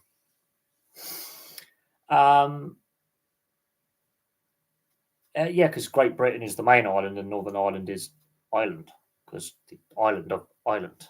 It's called geography. We're on Great Britain and Ireland is Ireland, but the Northern Ireland is part of Ireland, which is why Ireland in Irish is Era.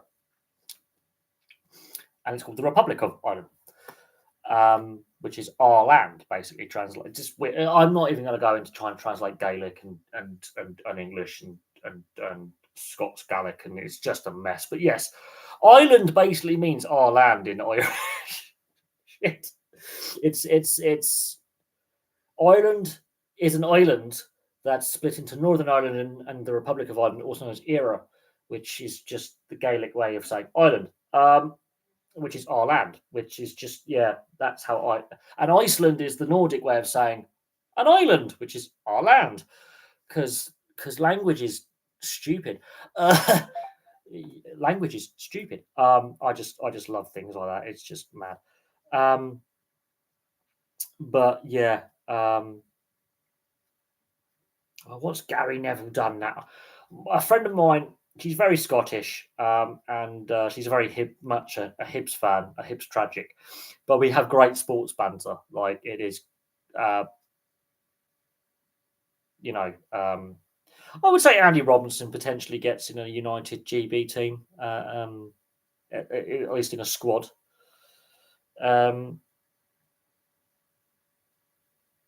what is? Oh God. I don't know what she sent me something to do with Gary Neville, and it's quite funny. So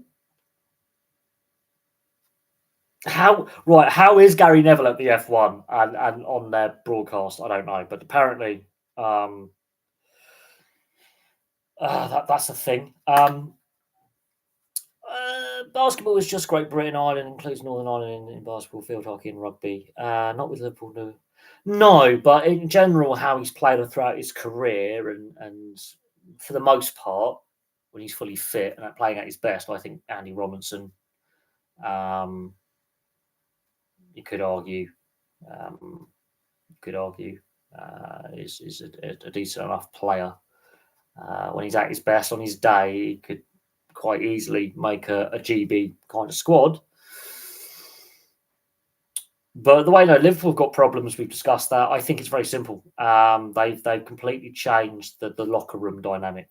And when I say that, they've made a lot of changes.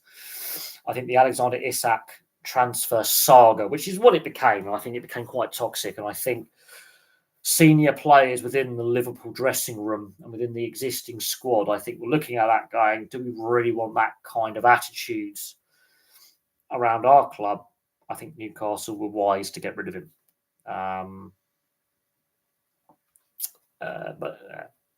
Again, Liverpool are in a bit of a slump at the moment. I think I wouldn't say it's crisis, but it's worrying, and we'll have to see if they can turn it around. It's looking likely their best bet for silverware is a cup competition now this season. And we have to see if when the third round of the FA Cup comes, if they get a win there, can that restart their domestic season? They're doing all right in the Champions League, so that isn't the concern. The concern is their league form is just gone. It's gone. They can't defend, and they're not really scoring either. So there is concern about going forward and defensively. There just seems to be a disconnect, and there seems to be a disunity around the team. But look at Man City last season. They were trophyless, and they had a similar run at points last season. And there did seem to be a little bit of a lack of cohesion there, and a bit of the egos within the dressing room taking over. I think a few of the off-field issues that Man City are facing, I think that does impact players. When there is this discussion in the media and on social media and on podcasts and YouTube channels about the 115 charges and how the club's run and some current and ex-players with their off-field dramas, I think that does eventually, build up. There is that. Well, Harvey Barnes, we've seen this before with players where they've got dual nationality or heritage. So we've seen it with Kilban back in the day. McAteer was another one. Declan Rice, Grealish, Wilfried Zaha. He was lost to England, obviously. So we've seen this debate before within the home nations. We've also seen it with Aymeric Laporte with Spain and France, and because he played in the Basque Country, and who should he play for, and is he truly French? Even though he's French, he chose Spain or Diego Costa. There's been a couple of Spanish and Portuguese and Italian players. You've had Brazilian heritage. There's been some Argentinians, Italian, all this, Spain. We've seen this before, and it's the same in rugby union, it's the same in cricket, rugby league, ice hockey, ironically. The Pellini brothers, one plays for Canada, one plays for GB, because they were both born in Guildford. One decided to go with the Canadian setup, one decided to go with the British setup. So, yeah, we've been here before. Where players have been selected on residency or the grandparent rule. We've seen it in rugby league, in the Ashes with AJ Brimson, just as an example off the top of my head, where his mum's English and he decided to go with England. I mean, admittedly, he didn't play very long before being carted off with a broken collarbone, but he gave it a crack, and then got cracked and then got broken. But it's AJ Brimson, so he's always injured. So there's that. What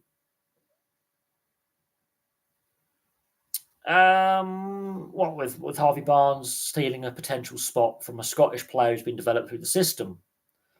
There are a couple of Scottish players like McTominay who have got very English accents anyway. It's the same with some of the Irish players like of past years, like Kilban and McAteer and John Aldrich having very Scouse accents, or in Kevin Kilban's case, a very Preston accent, and being very, very English born and raised, but one or both of their parents were Irish, and so they decided to rep Matty Holland, former Ireland captain, who played for Charlton and Ipswich back in the late 90s, early 2000s. Very, very English, played for Ireland. So this debate's been had.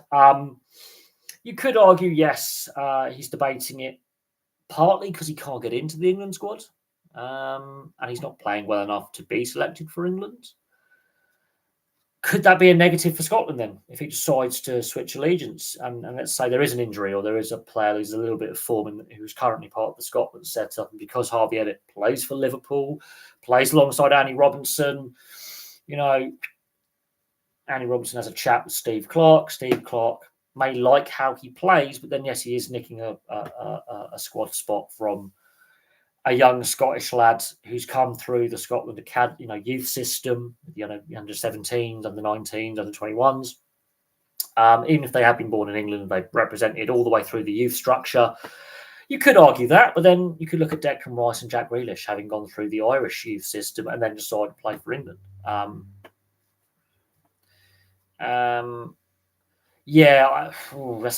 Again, we need to look at the selection rules. And Diego Costa had played some times for Brazil before switching for Spain. And people do argue about how France basically pillaged the African nations for their players, and there is that debate about should but a lot of these players who play for France who are eligible potentially for an African nation or another one of the old French colonies overseas, most likely Africa, but they were born and raised in France and come through the French youth system. And, there is that debate there that potentially the wealthier European nations should give more back to developing African and Asian nations in that regard, where got second or third generation players who are sons and daughters of the immigrant communities that have come from the former colonial European empires. You could argue that.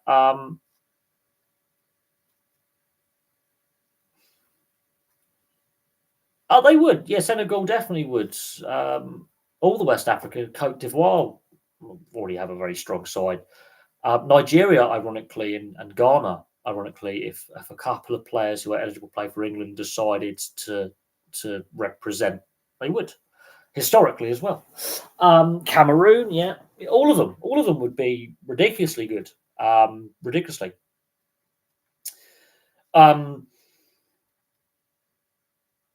But look, we've had this argument for years in a lot of sports, and it's not going to go away. It's not going to go away.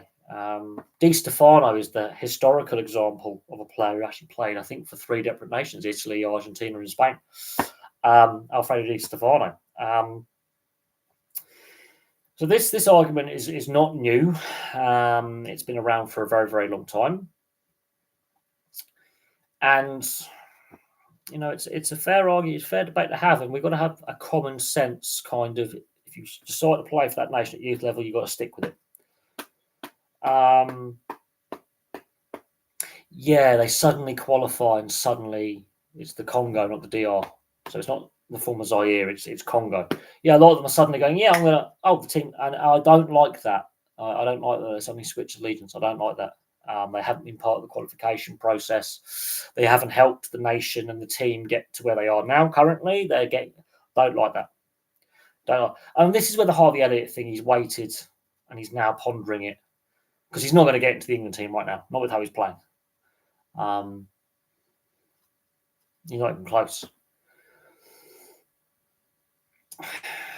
But then, is he denying a place to a Scottish lad, or another player who's worked his arse off through the youth ranks and is on the fringe of the national? Yeah, so again, it's a similar argument, but again, we need to have a grown-up debate about it. FIFA, God, FIFA and grown-up, Jesus Christ, FIFA and doing the right thing. Jesus Christ, I never thought I would say that. But there does need to be a discussion around international selection rules and in a lot of sports, not just football. I think across the board.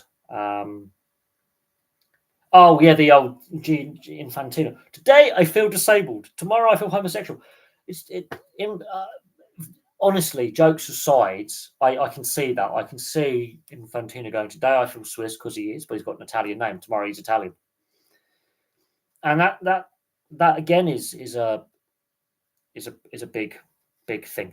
Um,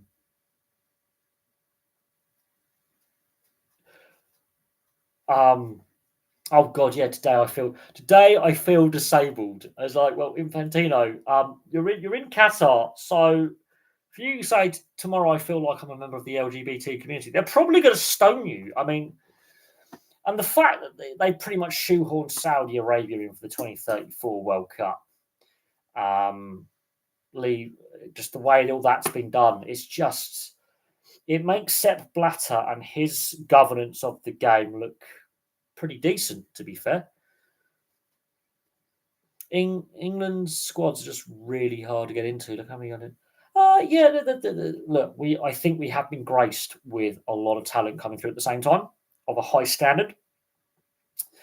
And it's starting to pay off with the club size as well. More British-born players are playing for the British clubs.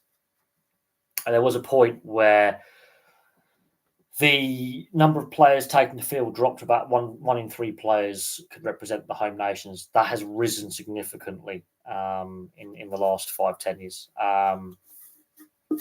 Though just the West Indian, because Trinidad, Tobago, Grenada, Jamaica, Barbados, St Kitts and Nevis, all the Caribbean nations. I mean, Christ, they could be stacked teams. They would probably beat the US. Yes, but Carl Walker probably wouldn't be the best guy to install the culture, and Sterling would still be hopeless in his distribution, and his finishing would still be into the next postcode, which would actually hurt Jamaica. The Jamaican Premier League is actually fun to watch because it's so the fans are mental and some of the skill, considering how bad the pitches are, the Jamaican Premier League is actually a fun watch. I've seen clips, I've seen the odd highlights. It's actually really fun. It's really fun. It's refreshing seeing at a lower level how entertaining it is, and the enthusiasm that their players have. It's fun. They don't have the facilities, they don't have the money, but my God, they've got heart, they've got grit, they've got soul, and the fans is just it's just their it's fun. They play with a sense of fun and enjoyment, even if it is a bit Calamity James in goal or Titus Bramall defensively. Some of the blunders, it's fun to watch. It's entertaining, and that's what sport should be. It should be entertaining. It's not antiseptic. It's really fun. They play with a joy and an expression that I think we've lost in European football. It's become very, very not stale. What's the term? Antiseptic and sterilised and too structured. The West Indian leagues, like in Trinidad and Jamaica, are absolutely brilliant to watch. They really are.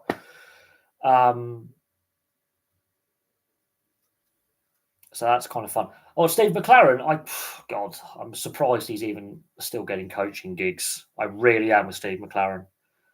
I think his high point was with Borough winning the League Cup.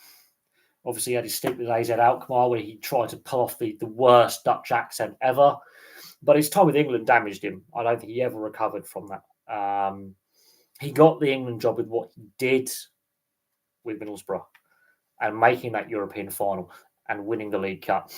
And his time with England was a disaster. He goes to AZ Alkmaar, and he ends up as the Jamaican head coach.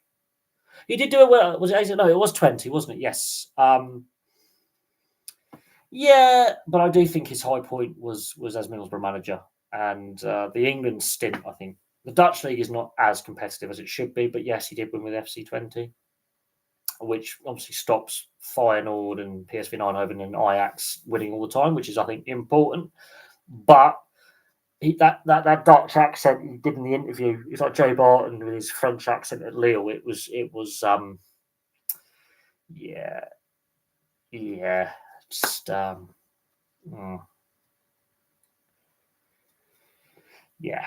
But no, I think Steve McLaren's high point was as Middlesbrough manager. Uh,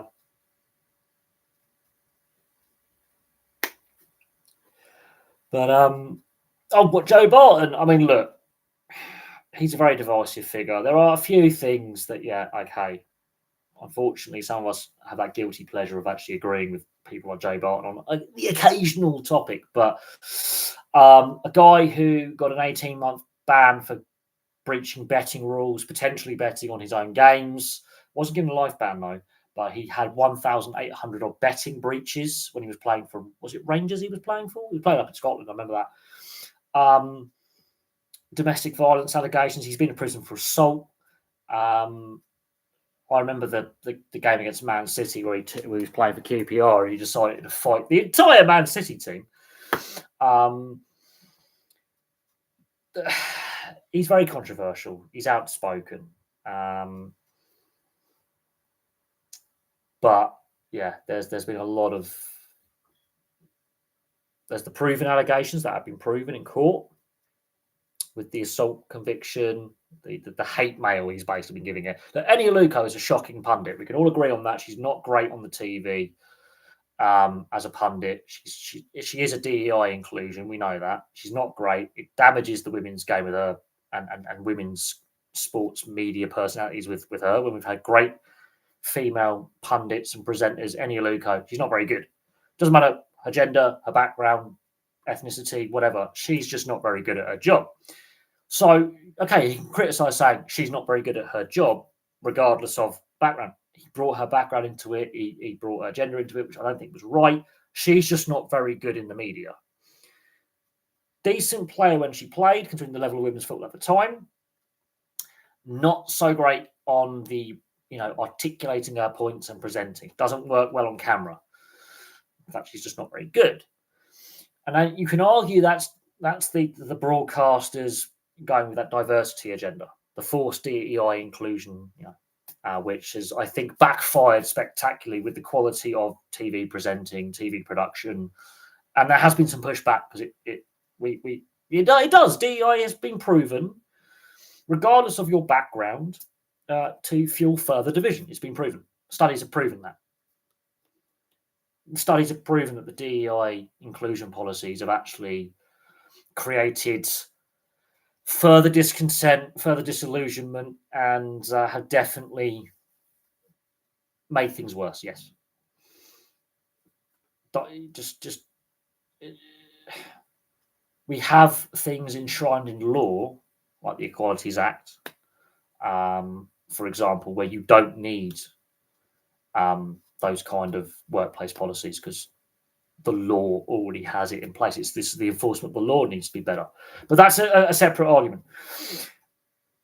But the way I think Joe Barton carried on with Eni Aluko, with the personal attacks, the harassment, the basically hate mail, it's just stupid. He can have his views on female presenters, commentators, and pundits on the men's game. I don't agree with them. There are some very good female presenters, pundits, and commentators in men's sport. There are some very bad male commentators in men's sport. Joe Barton, is a reason why he's not a regular pundit. Jamie Carragher comes to mind. But there's some very good ones like, look, Micah Richards is a breath of fresh air. He's enthusiastic. Him and Roy Keane have a brilliant working relationship. They really do. Micah Richards and Roy Keane, you get on together. They have a real fun working relationship. Same with Roy Keane and Ian Wright. They did that. The dour, stern Roy Keane and Micah Richards, the fun, youthful exuberance. It works really well. Same with Ian Wright. Ian Wright's a true sports fan, just a football fan, a sports fan. He's a true champion of women's sport, women's football.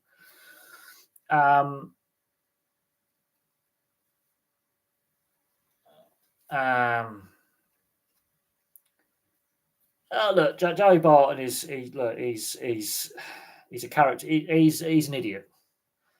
Um, you know, sometimes it's it's very easy to talk your way into a conviction or a speed, as they say, a speeding ticket. It's very hard to get out of one. Um,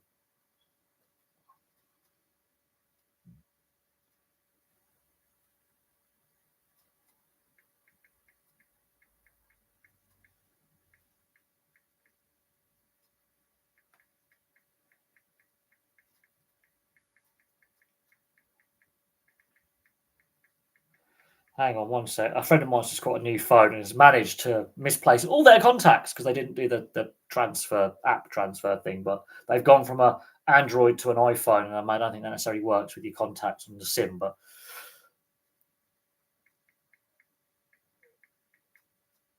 Um, no, it's Joe Barton. I don't think. Again, you got to take what has been said on social on YouTube with this current or former prison officer discussing a prisoner's time. You have to take that as a pinch of salt.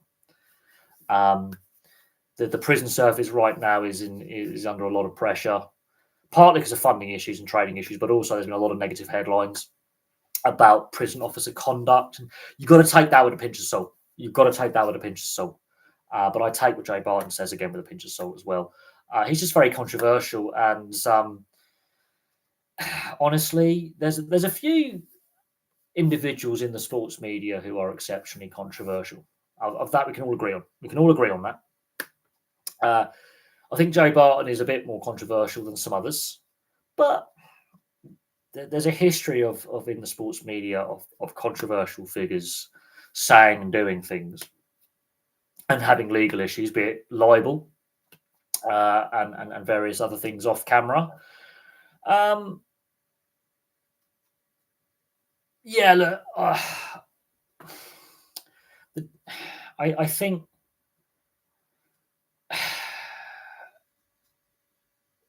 I understand, I understand why governments and companies have realised we need to improve equality in the workplace. Yes. I think they've gone about it the wrong way and it's created more division in society and in the workplace than it should have done. Education, whatever.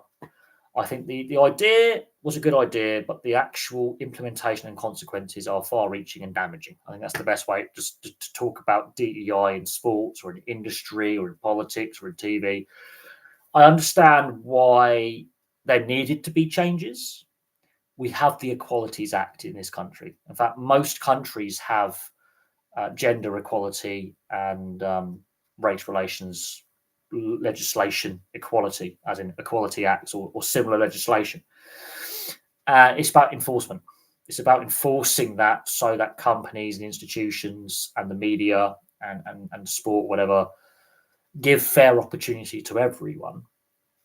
But I think it's the way it's been done, and it hasn't been thought through how they go about it, and it has.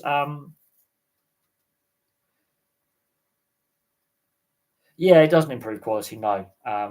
But at the same time, you've got to increase the opportunity for training and education, and that starts in schools. That starts in colleges and universities. Um, that starts with scholarships to increase the upwards mobility.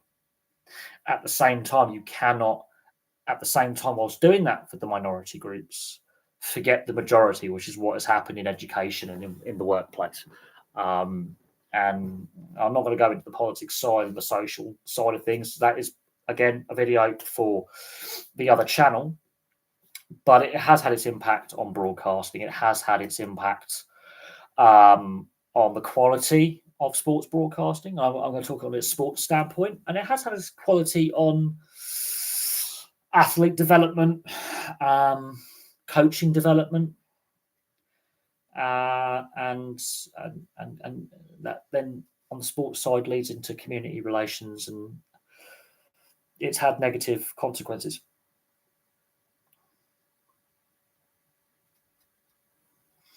No, I think again, it's an interesting one. Working what white. This is a proven fact. White boys are the most deprived, actually, in regards to education and social advancement and career advancement. They're being left behind the most because of the inclusivity policies that started with gender equality, and then it's like, oh, we've got to make sure every minority, nationality, and ethnic group gets looked after, and they just forgot about the majority, which is the problem.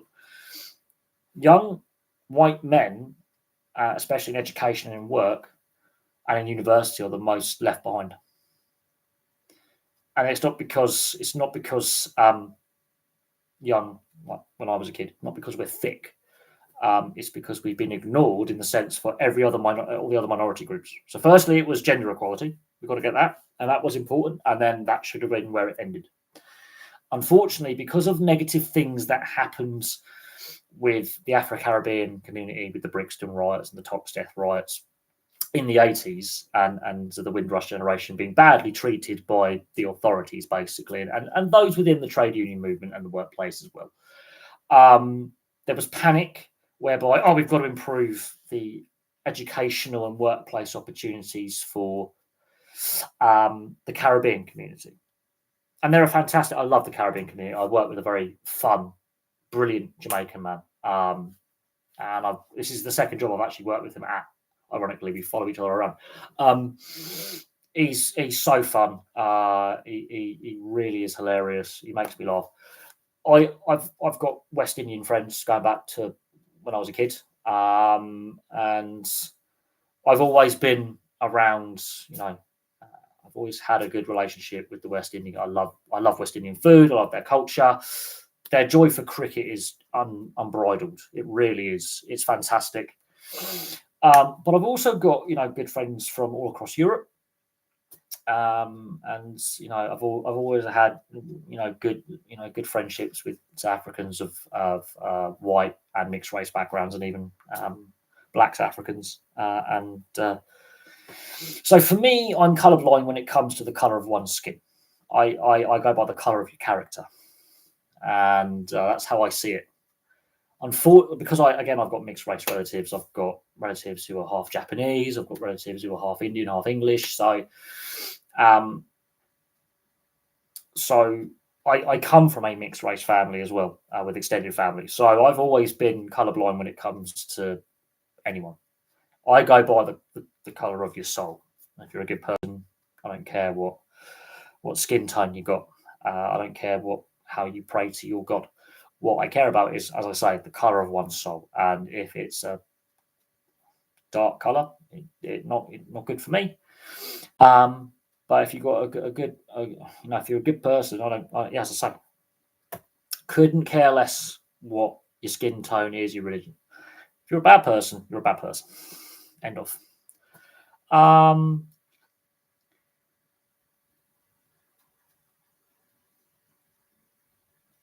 So,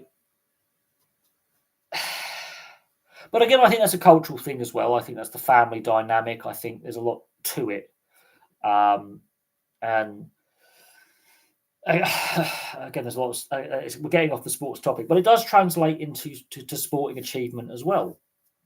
And the educational sports achievements are linked, especially if you're playing sport at school.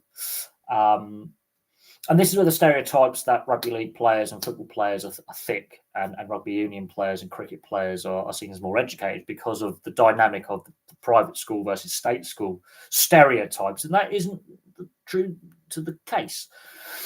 But it is very noticeable that white and Afro-Caribbean kids tend to be better at sports, as it's seen as an escape for them from struggling with the educational side.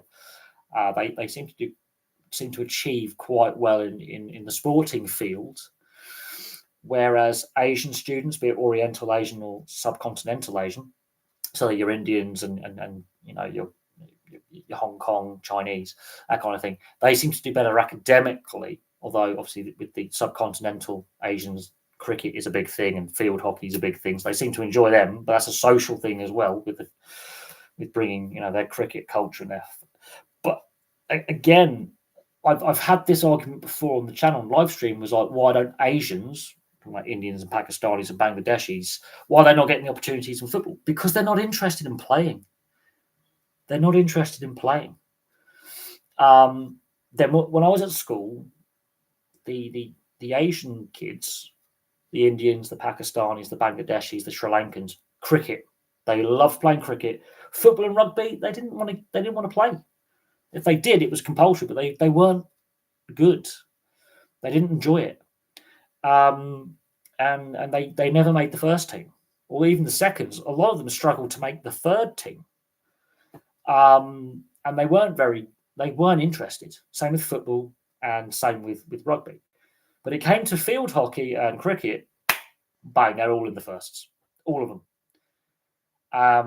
Because that was the sports they enjoyed. And I had this Asian, I forget this years ago, and he was like, "Oh, you're football racist." I said, "No.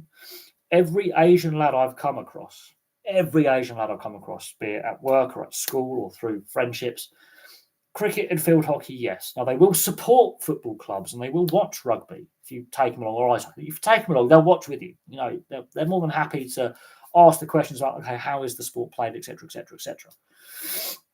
But for the most part, they want to watch, not play. But when it comes to cricket, when it comes to field hockey, bang. They are members of their local club. They will go down and support. They will play. They'll do charity games. They'll do fundraising. In the summer, where I used to live, the local park, you'll see all the Indian Bengali community. They're playing cricket. The Sri Lankans, the Indians, the Pakistanis, the Bangladesh, it didn't matter about if they were Hindu, Sikh, Muslim, Christian, they're all playing together. They're all playing cricket. They're not playing football. They're not playing frisbee. They're not playing touch rugby. They're playing cricket. And they took over the whole park and they were playing cricket. And so, that was their thing, and still is for the most part in their community. Their thing. They thrive on the university teams. The local cricket club up the road, there's a handful of Indian players who literally play and play quite well.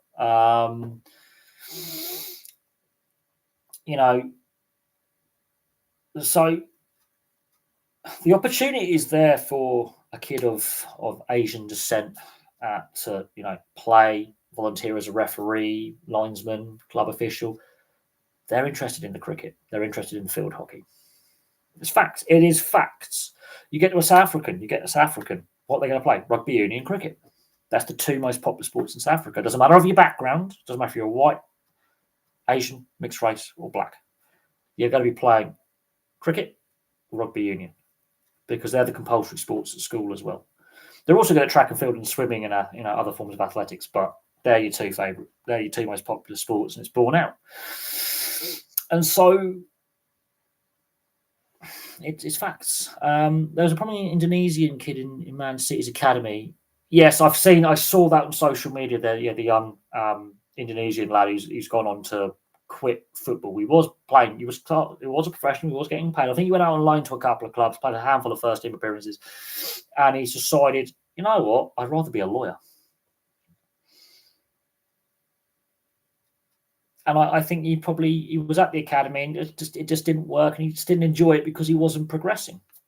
And that's fair. He's decided to go into the legal field, and that, I think, is what needs to happen in sense when kids are released from academies or they're not progressing and they're not going to make the first team. They're going to end up in the lower leagues, make less money. They need to have the other opportunities for a career post outside of football, because not all of them are going to make it. There's a very small percentage that actually make it as professionals, and there's a lot of them that are just cast onto the scrap heap. They end up going into the trades. So they didn't do well at school. Remember this, they didn't get like straight A's. They're not going to university.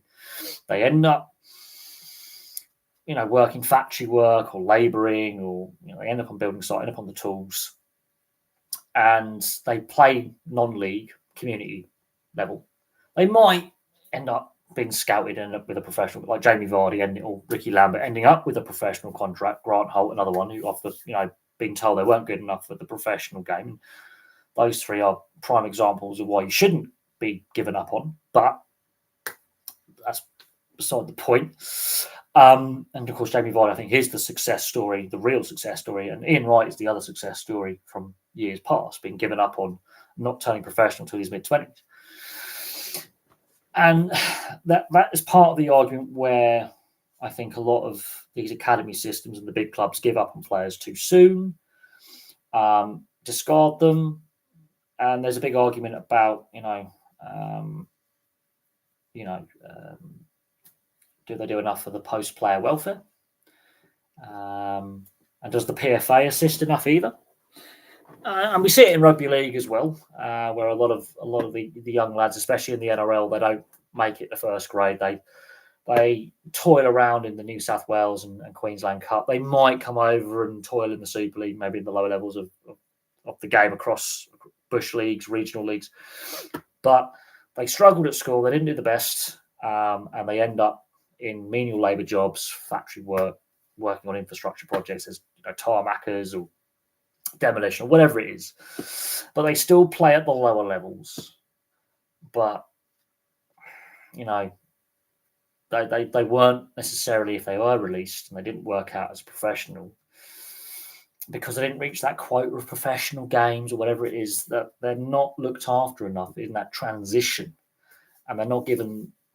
There are programs out there, but I think the misconception is, when it comes to professional athletes, that, careers can be short and you can earn a lot of money very, very quickly. And people say, but you've earned all this money.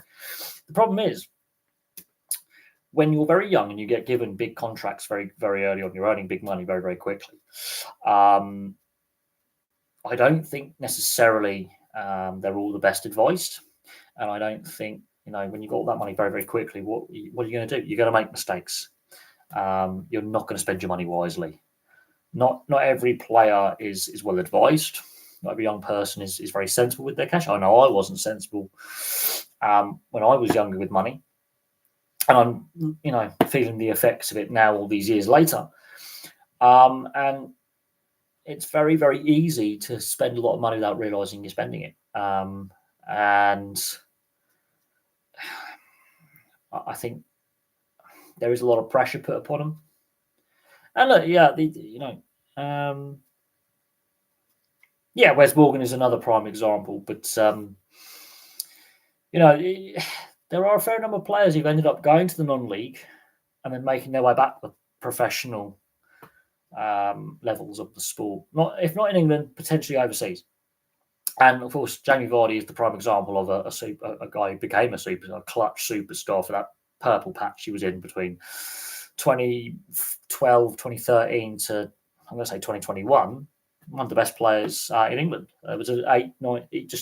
It was really that 2015 to 2018, maybe the FA Cup winning season. That 4 or 5 years.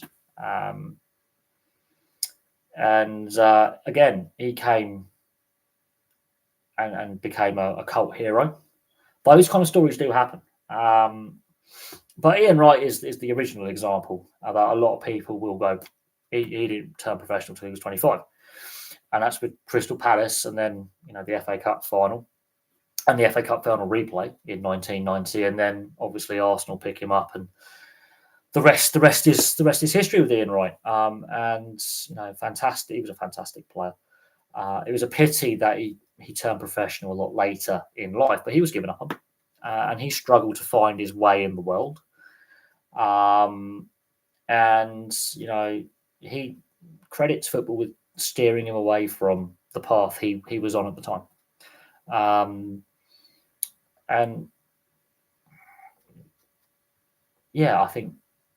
I think professional sport can do more in preparing players for a post-playing career in whatever field they go into. There are programs out there, but I think they can do more.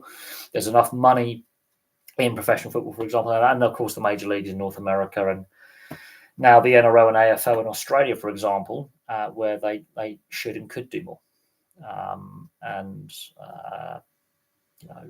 We've seen so many ex-players struggle with that adjustment, and a sense of belonging and a sense of purpose. And mental health is a big part of it. And as I say, a lot of them didn't do well at school. Sport was an escape for them, and you know, they're not.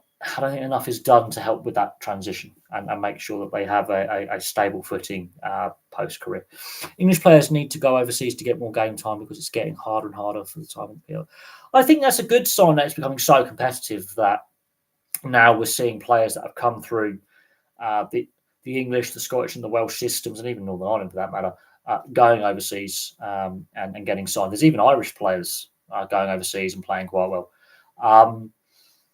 But then again, there'll be that argument that domestically in these other countries, are they taking a roster spot from a local developed player? And that's the same argument we've had here with the foreign players coming over in the Premier League era and even the end of the 70s and 80s, in the end of the old Football League era before the Premier League comes. The overseas players coming in. And there has been that argument that a foreign player is taking a roster spot or a squad spot from a young, locally developed player. And it doesn't matter what country you're in, that is an argument. And there's been arguments and around capping the number of overseas players in the senior and reserve and youth squads of teams. And the number of overseas contracts. But then people say it's restraint of trade, and you know, they've got short careers. They need to go where they can get work and play and earn their money. So it's a very, very difficult discussion point. But at the same time, you flip it and you look at rugby union selection rules for international squads, and a lot of countries say you've got to play in domestically to get selected, and that again throws up questions of, is that a restraint of trade? Yeah, I mean, it's a good sign that we're now starting to have that competitive nature of the production line, the percentage of players on a match day weekend in the Football League and the Premier League, homegrown talent from the home nations, and that's the same in Scotland as well, is now higher than what it was a decade ago, and it's climbing. And we're seeing a new generation of, like, similar to the class of '92 in Man United, coming through club systems. But at the same time, these club academies are going overseas and going, we're like that team that will have him, rather than his home country developing him a little bit through their system. So I'm not so keen on that. But we'll see what happens in regards to football and other sports in regards to player development and academies and youth systems and import rules and quotas, because depending on the sport, there are actually overseas player quotas. Cricket has it. Ice hockey has it in Europe, including this country. Overseas player quotas classed as imports when it comes to senior players. However, if the player is foreign but played his youth hockey before a certain age in this country, he's not classed as an import player, and that, you know, raises all sorts of, you know, selection headaches. And there's certain teams that sort of bend the rules a little bit because they're linked to universities, and it's just. But there are, you know. There are overseas player rules with the number of overseas players per team, depending on the sport. There's a cap. There's a limit, and you could argue that is a restraint of trade, and you could argue that in a civil court. And there have been arguments before. So that is always an interesting one. How many overseas players should have?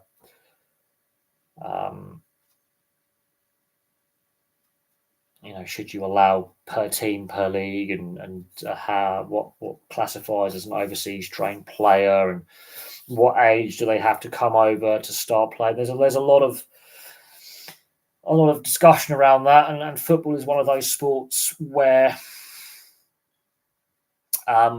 the academy system,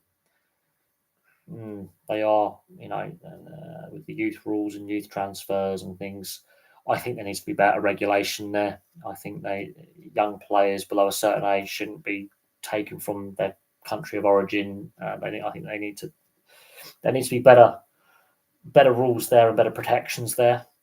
We've seen how that system's been abused and how players, young players being mistreated and not looked after. Well, Sancho, well, his career's sort of become a little bit stalled, hasn't it? He hasn't quite lived up to the expectations or his projected development curve. But no, there's a fair few English players at various points in their careers, early, mid, and late, who are playing overseas again, and that happened a lot in the 70s and 80s and into the early 90s, in part because of the European ban, but also in part because you get paid. Get paid money. How the dynamics change is very cyclical. But no, Jadon Sancho, yeah, he's stalled a little bit in his career, his development. And as I say, the development path, and obviously there was a lot of hype when he was younger, and that can cause problems. I think I don't know what's gone on with Sancho. I don't really know what's going on with his development and his trajectory. It's sort of something's gone a bit wrong there, and that's an interesting discussion point. I don't think English football players have much to complain about if you're English and you want to play professional basketball.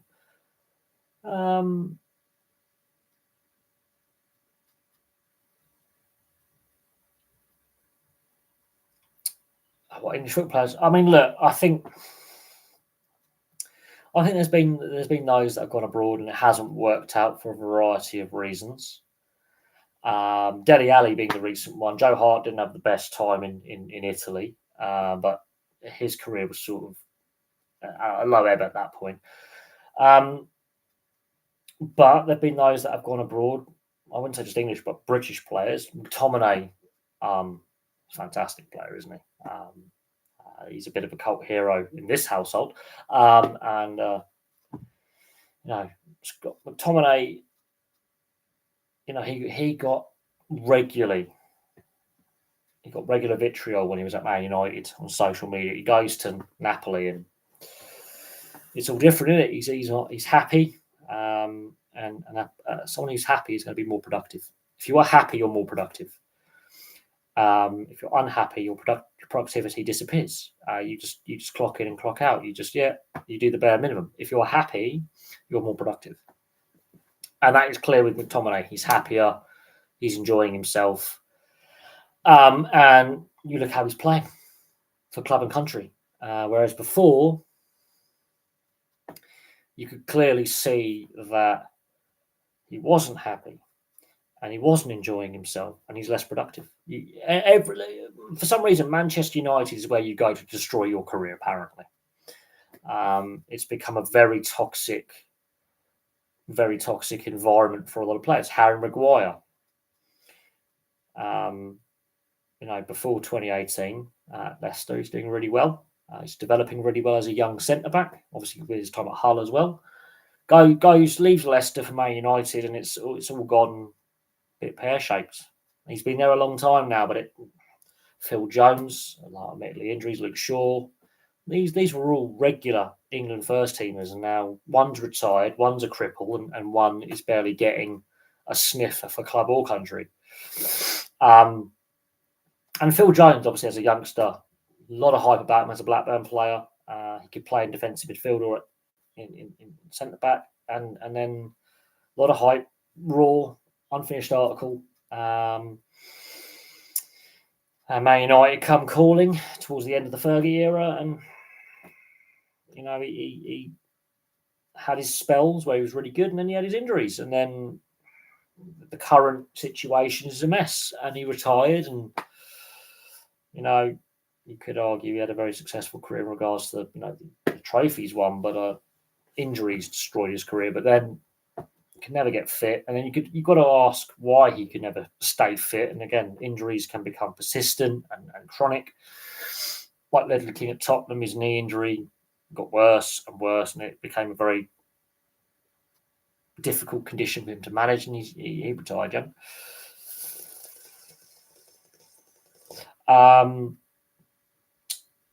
We actually have about 115 professional, but we'll go with 100. We'll go with that. But Man United is where you go to destroy your career. That's what it's become a very toxic club at the moment. I think the best thing that could potentially happen to Man United is they get relegated and rebuild and then come back up. I think that could be the best thing that happens for that club. But it's become a very toxic club at the moment. Similar to Liverpool in the 90s and the early 2000s, where, well, Liverpool were different. They just didn't fulfill their potential. They were still very competitive. Very competitive. They just weren't title contenders, but they were very competitive and they still won trophies. Man United now they've managed to win some trophies, but not many since Fergie left. But it's become a very toxic environment. And it's just reached a point now where the ownership is bad. The transfer policy is an absolute shambles. The atmosphere is just radioactive. And the media have a very unhealthy obsession, which I think adds to the snowballs and it snowballs and it snowballs. And if I was a player, I wouldn't want to sign there. I would sign somewhere else, even for less money. Because you can get paid as much as you want and be compensated for your work. But if it's a toxic work environment, that has an impact on your physical and mental health, and it's just not worth it. And you can see players go to Man United, their form falls apart, they leave Man United, and they're happier. And I think the same could be said for Chelsea at times, but not on the same level. There are other clubs as well where you can clearly see it's dysfunctional. Like Wolves at the moment, 2 points at the end of November. Like, how can a club be that bad? There's never been a first top flight team in this country with that few points at this stage of the season. They're making Southampton look professional. But Man United right now is possibly the most... Man United, Rangers, and even Celtic to a certain extent north of the border. They're very toxic clubs right now. Very toxic clubs. And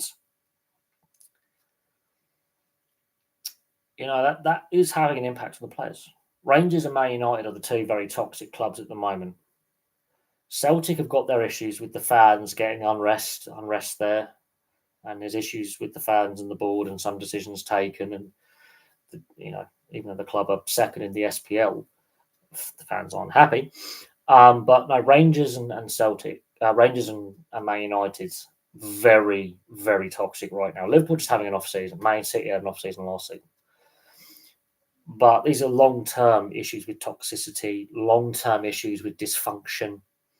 And then you notice players leave, go elsewhere, and they're suddenly back to what they were before they joined. We do have over 100 professional football clubs. And if you include Scotland in that, and then we have 140, 150. There's enough enough professional teams where you could make a decent living, yes.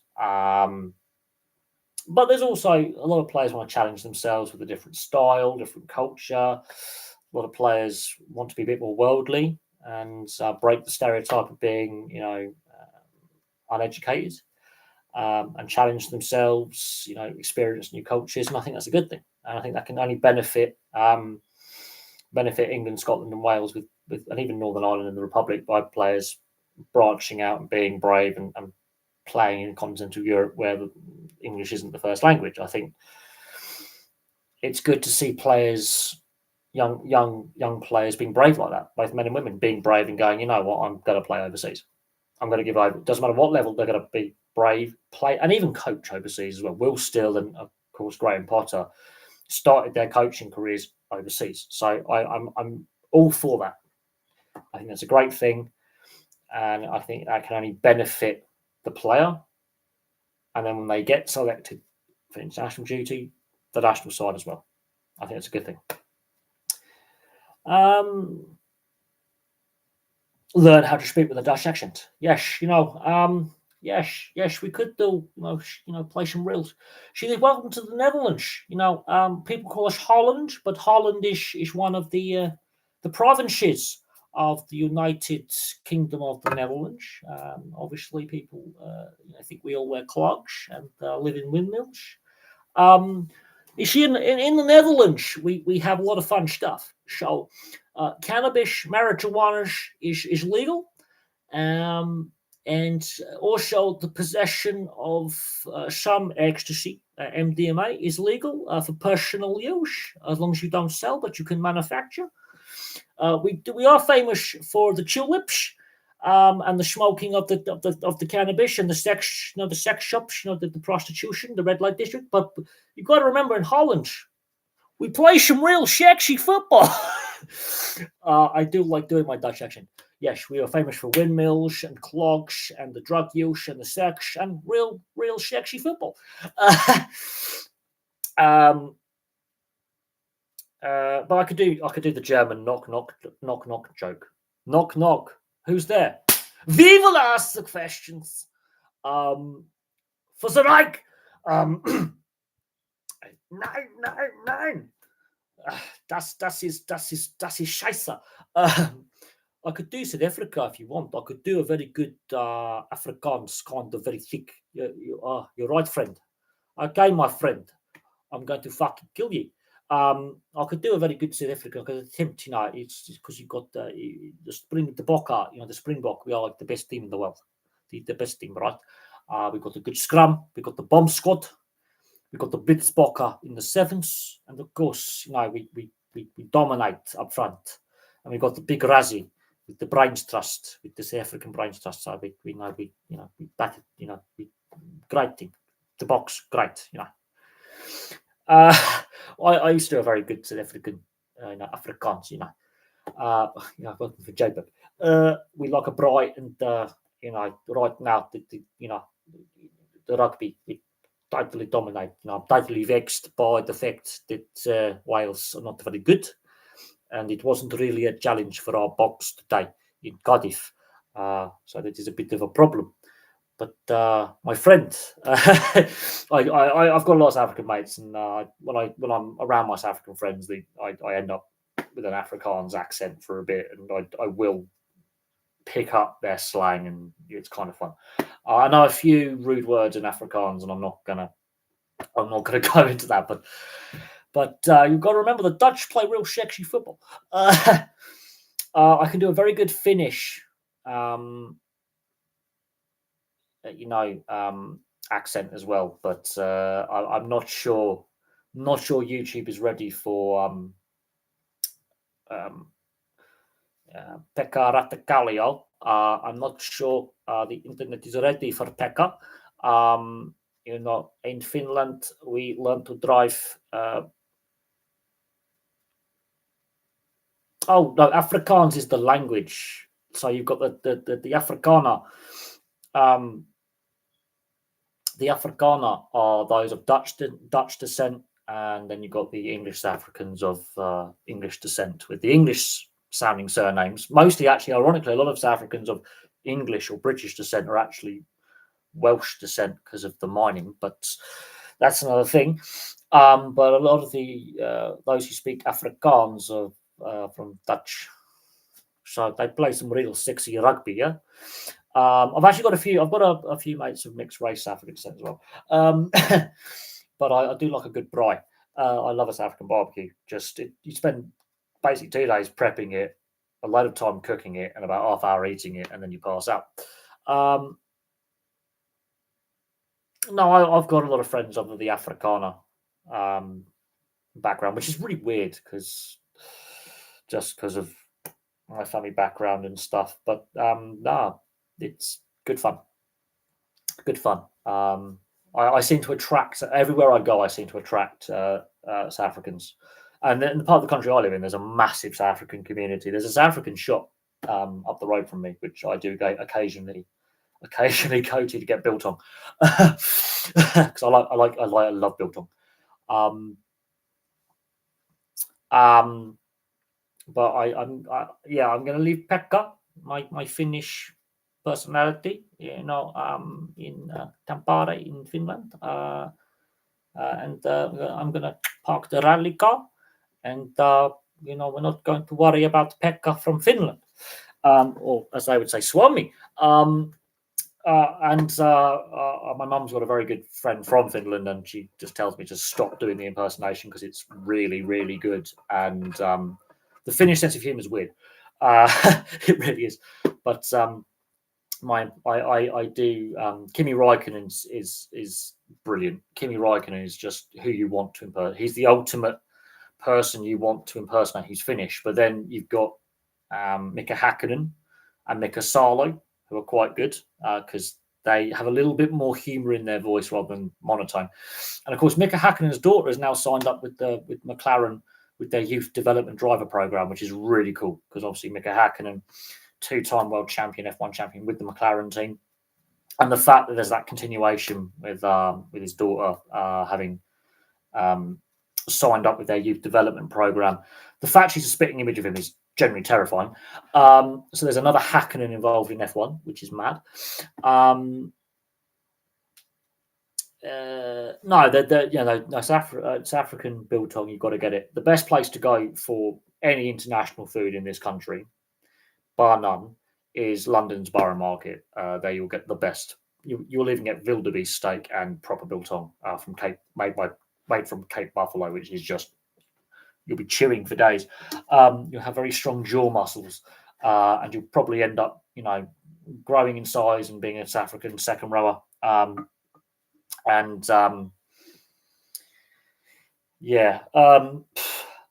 Talking about like South African rugby and all that, I've been listening to a few podcasts, and I think the best thing, I was looking at the comments section. I thought I'll just have a look at this comment section, and there was a discussion around like a South African team meeting, and the coach at the time was like, "Has anyone got any questions about the game plan and what we're going to be doing?" And Baki Spota goes, "Where can I find the 1998 Toyota Corolla engine?" And you're thinking, Jesus Christ. Okay, where can I find a second-hand car engine? And you're just thinking, like, really? That's what you take out the team meeting? But that's Baki Spota, probably one of the dirtiest players ever to play the game. But at the same time, you would want him on your team in your second row than against him because he was an absolute animal. What is the top women's motorsport competition? We obviously had Formula W, and that didn't really work particularly well. I would say there isn't one, but there's a lot of good female drivers at the moment in the endurance racing series and in GT racing and in rallying and touring cars. There's always a good smattering of women drivers around the various sports car championships. There always has been. Obviously, Michelle Mouton is obviously the most famous female driver of all time, in my personal opinion, probably the greatest female driver of all time. But I think the Formula W was, again, one of those DEI things, and there were several high-profile female drivers who were like, "This is a joke. This is not going to advance us in motorsport as on an equal footing." And there were those that signed up for it, and there were those that were very vocal that didn't. And,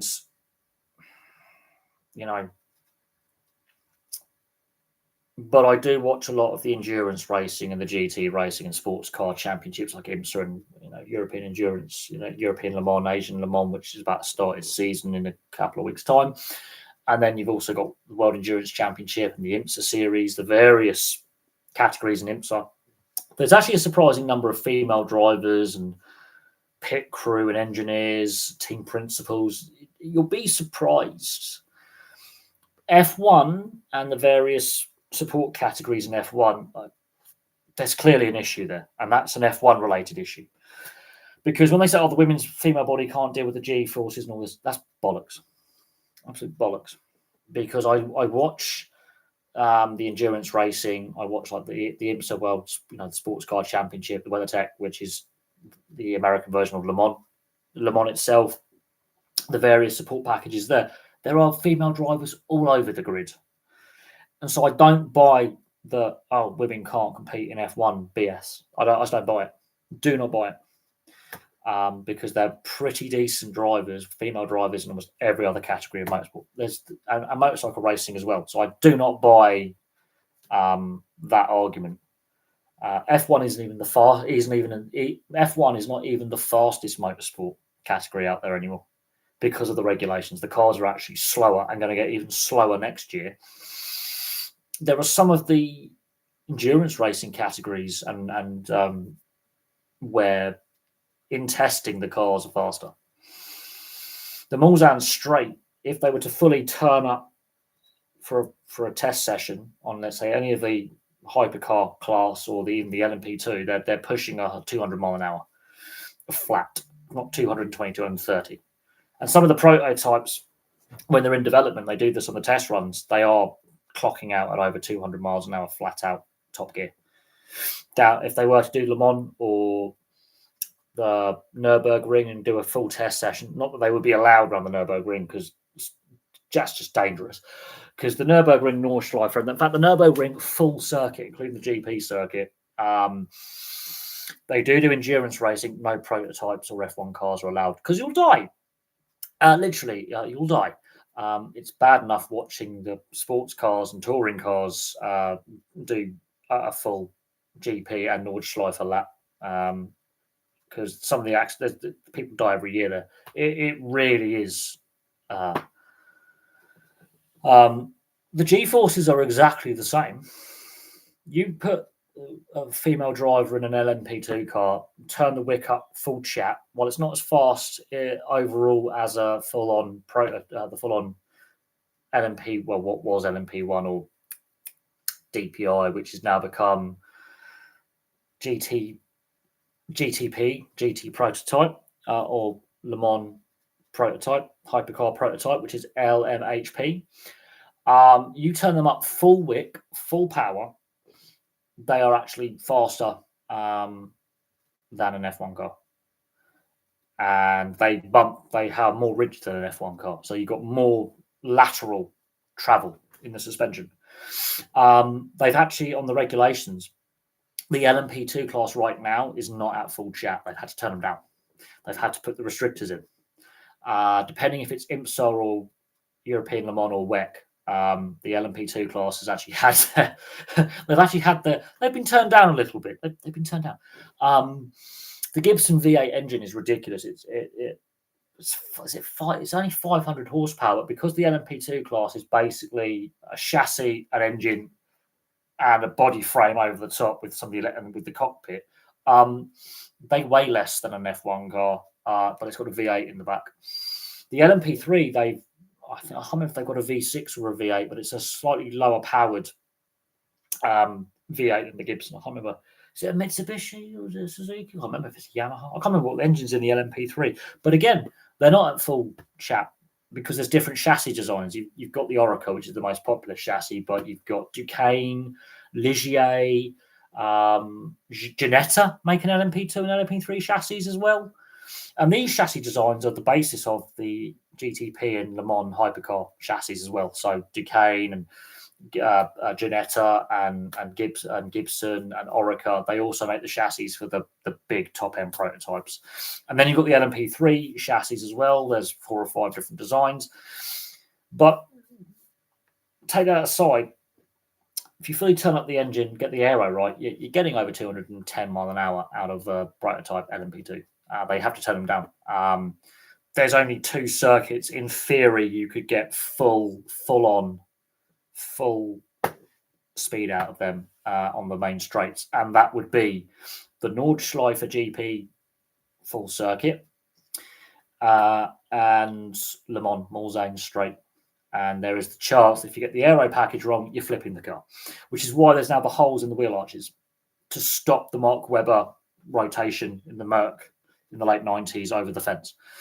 They changed the prototype design on the aero package to stop the cars flipping over end and killing the drivers, which also happened at Road Atlanta in 98. A Mark Webber type incident where the car just picked up the front end and bang into the barrier.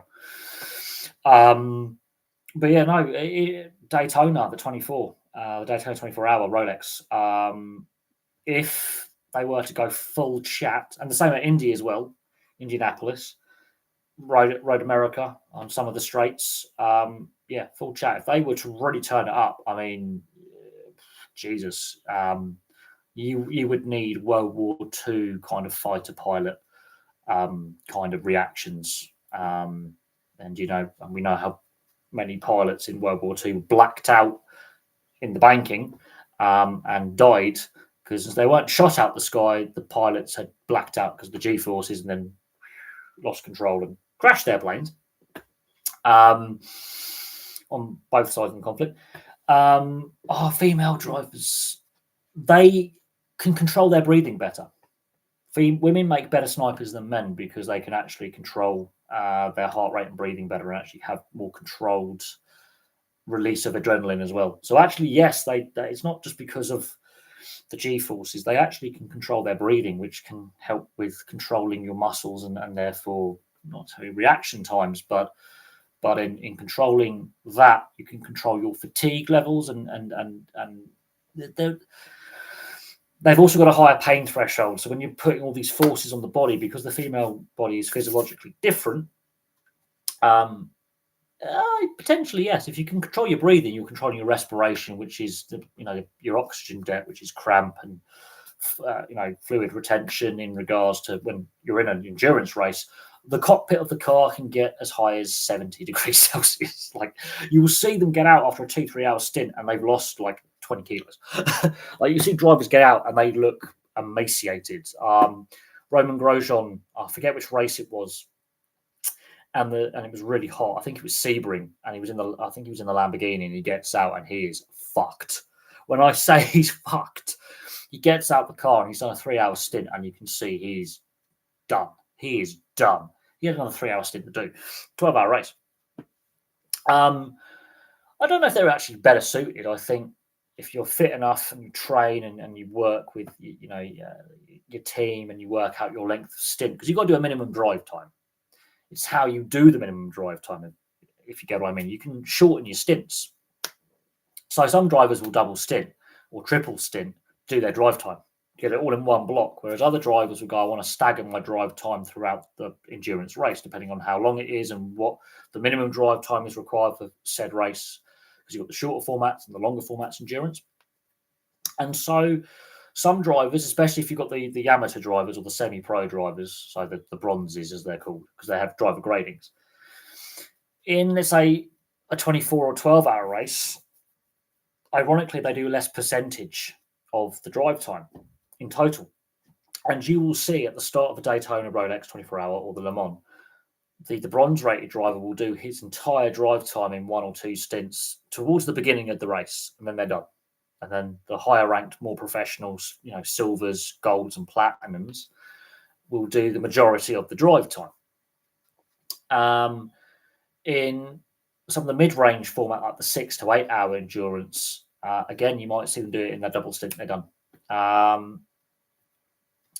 The shorter, more sprint versions, again, there's minimum drive time, and there's also a maximum drive time as well. So depending on the team's strategy, because endurance racing is get to the finish.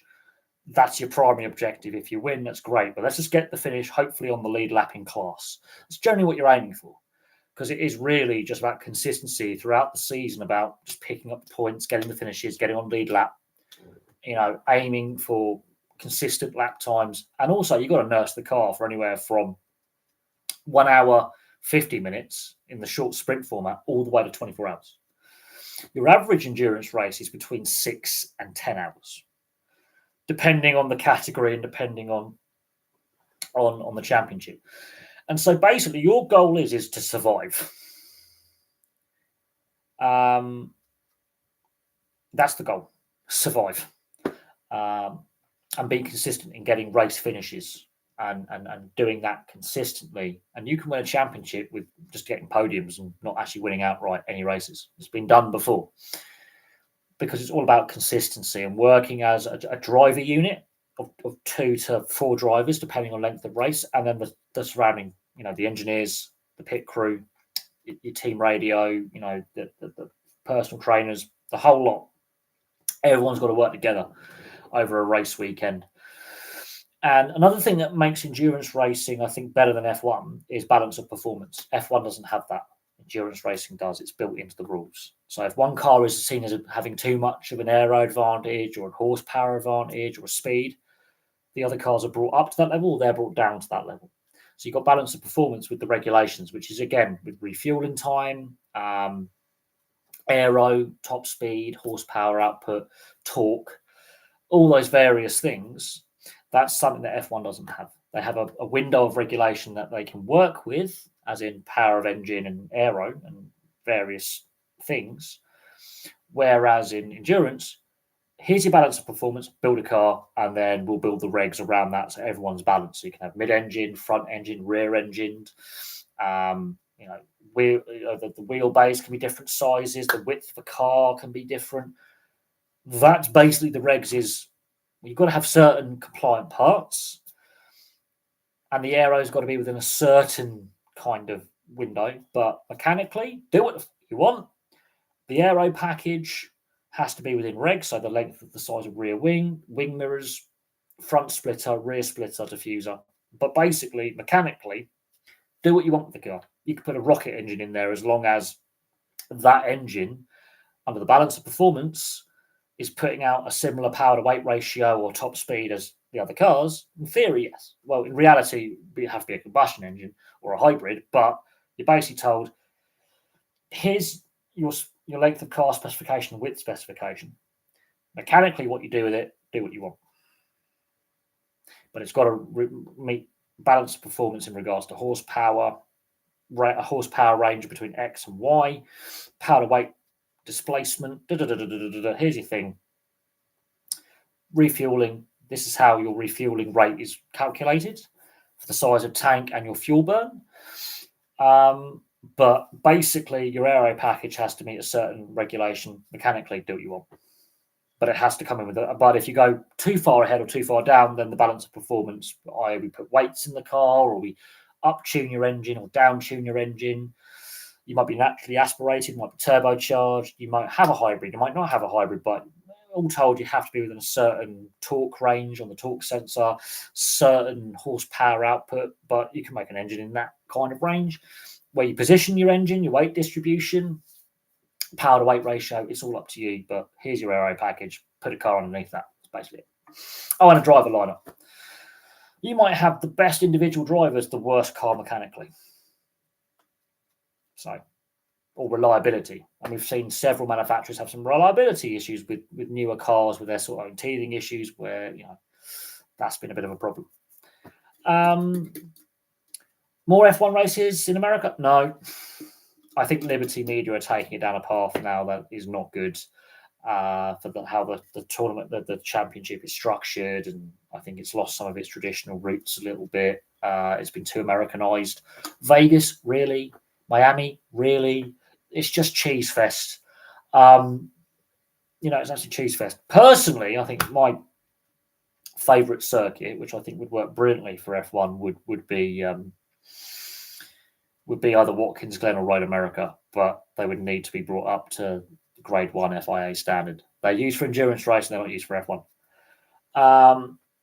I think they've done that. I think they're doing overkill now. I think actually the opposite is happening. I think, ironically, most North American sports fans, when you explain the traditions and the history behind each individual sport that they've Americanized, they realise we've made a mistake here. And it's down, and a lot of American sports fans don't actually like the corporate side of things. When they start learning about the history of various sports and how far back they go and the birth of them and what's behind it all, very, very quickly, within a very short space of time, when you teach them the history, when you show them the origin story and how the clubs or the sports teams or the motorsport, whatever, how it developed, they like the traditional aspect and they like the history aspect, and they don't like the Americanization aspect of things. And that's why they like the European football and stuff, is because it's a different culture and it's the kind of the old country, as they call it, and they wish their sports were a bit more like that a little bit. But it's the corporate side. You've got corporate America, and then you've got working class blue collar fandom America. It's two different things.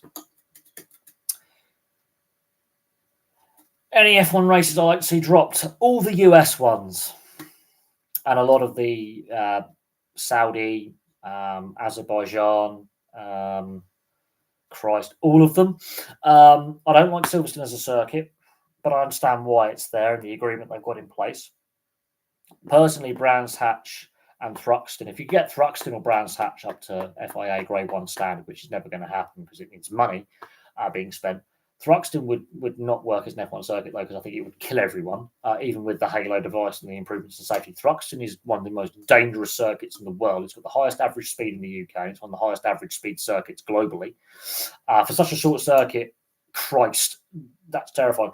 Brands Hatch, if they've got the GP circuit there, if they could get it up to FIA Grade 1 standard, it would require a lot of investment. That would be a fun circuit for F1. But that first corner and the last corner and the pit entry, yeah, no, that won't work for F1. Because generally that would be carnage. That first corner, just the drop off is, yeah.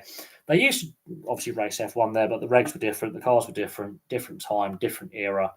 You couldn't do it now unless there was massive redevelopment, and I don't think racing purists will like that, because the elevation changes and the track. The Indy circuit is shit, but the GP circuit, Brands Hatch, is one of my favourites. I hate what they've done to Donington. I understand the planning back in the mid 2000s, what they wanted to do with Donington, and then they fucked it up. But my favourite circuit is Thruxton, because it's just as dangerous as the Nürburgring. It just kills less people, but in reality, it's lethal. No, I think the Nürburgring has had its day. Hockenheimring on the old layout with the long, stupid long back straight that was actually longer than the Mulsanne straight at Le Mans. The old school Hockenheim, which was basically like Le Mans is now, or Spa, that was a test. But again, not going to happen. Not with the current regs either, and the current cars, and with what the FIA would deem as a Grade 1. The amount of money you would have to spend. Nürburgring has obviously got the Grade 1 status. It's the money side of things. You've got to bid to host. You've got to put your bid in. And the direction Liberty Media have taken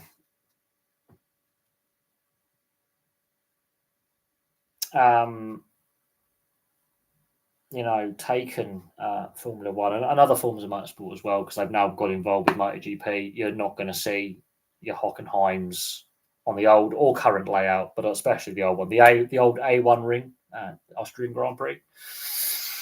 There's debate about the future of Spa. There's a debate about the future of several tracks, which are iconic. And honestly, I don't. I think for me, F1 lost its magic a long time ago. But that's my personal opinion on a lot of things. I remember when Argentina used to be on the F1 calendar, and Estoril regularly. Estoril, I remember Estoril being regularly on the F1 calendar. I'm that old, but look, again, for me, I think the direction F1's going to Liberty Media is not the sport I recognise, and I'm not interested. They go to too many crap circuits that just are crap. I wouldn't keep Azerbaijan. It doesn't work. The F1 cars just don't work for it. That's why it's chaotic, because the cars are just and the layout is stupid. The Saudi one, why? I'm not a massive fan of Bahrain, Abu Dhabi, Dubai, or Dubai Autodrome. While it's not in F1, even endurance racing, it doesn't work. It's a shocking circuit. But, the commentators have to be positive about these circuits because, because FIA are watching us, and ACO and all the other various governing bodies. So we've got to big up that they've made the right decision. They haven't, by the way. I like the old school flowing elevation changes of like your Spas and your Nürburgrings and your Hockenheims and your Thruxtons and your Crofts and things like that, where you've got the elevation change, you've got off-camber corners, like some of the old school circuits in Europe and like Estoril, brilliant. Magny Core, fantastic. Paul Ricard is not a good circuit. It's crap. Hate it. I really do.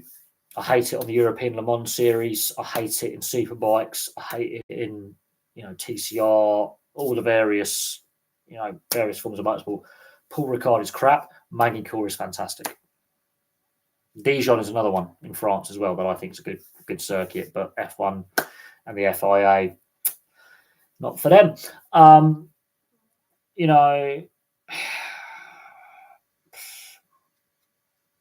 Unfortunately, the current regs with the size of the cars and that they're just fuck ugly lumbering beasts now.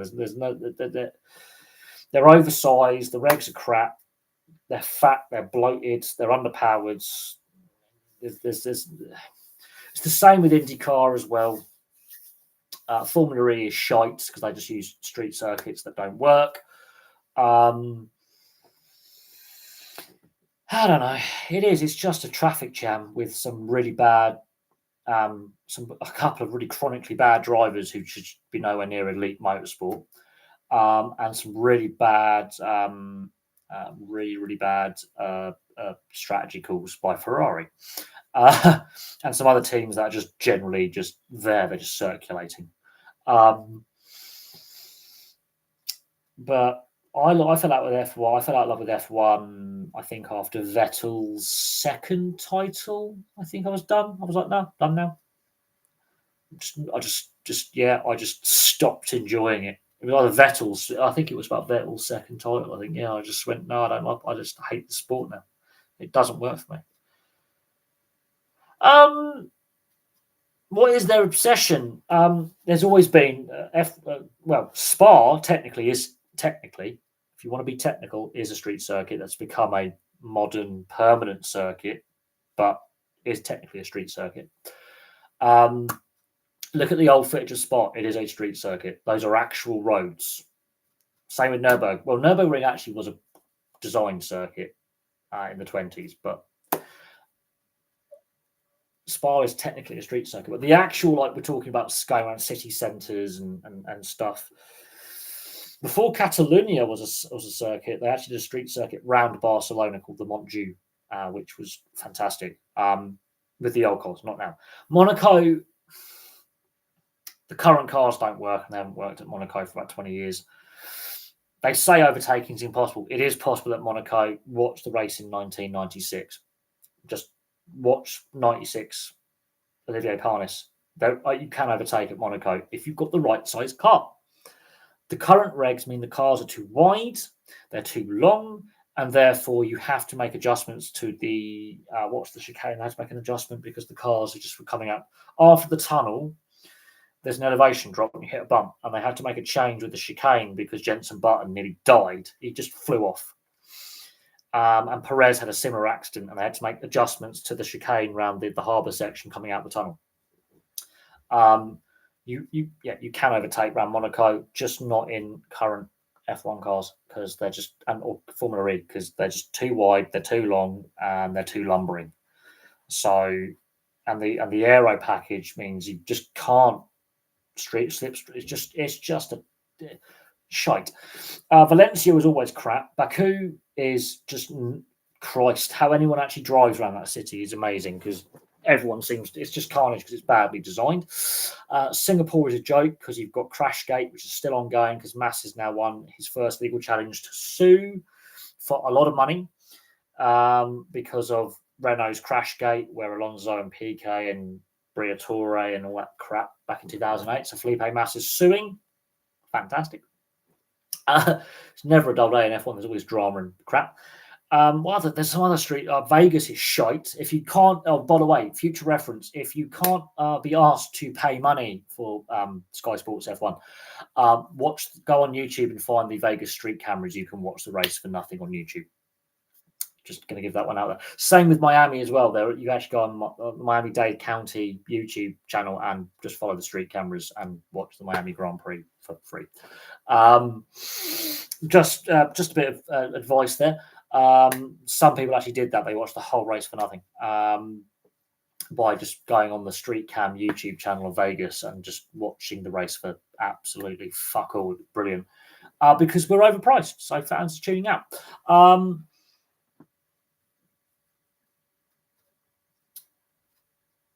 don't know. I don't understand it, but for some reason, when F1 has gone to the US in the past, you've had a street circuit in Detroit. We've had Vegas before. We've got it again.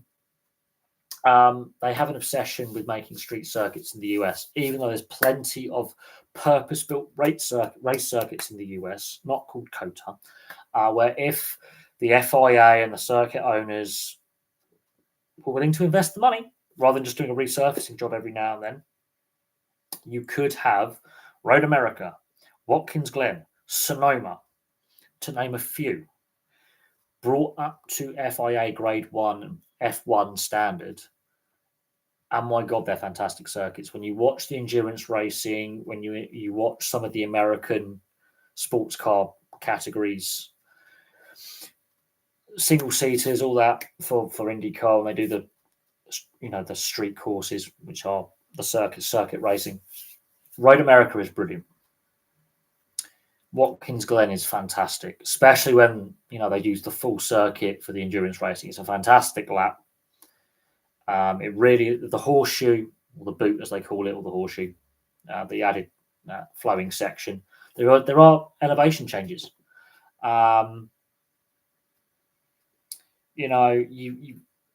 You've got Sonoma, elevation changes, proper test of driver and driver skill and the car's mechanical grip. It's fantastic. It's a thing.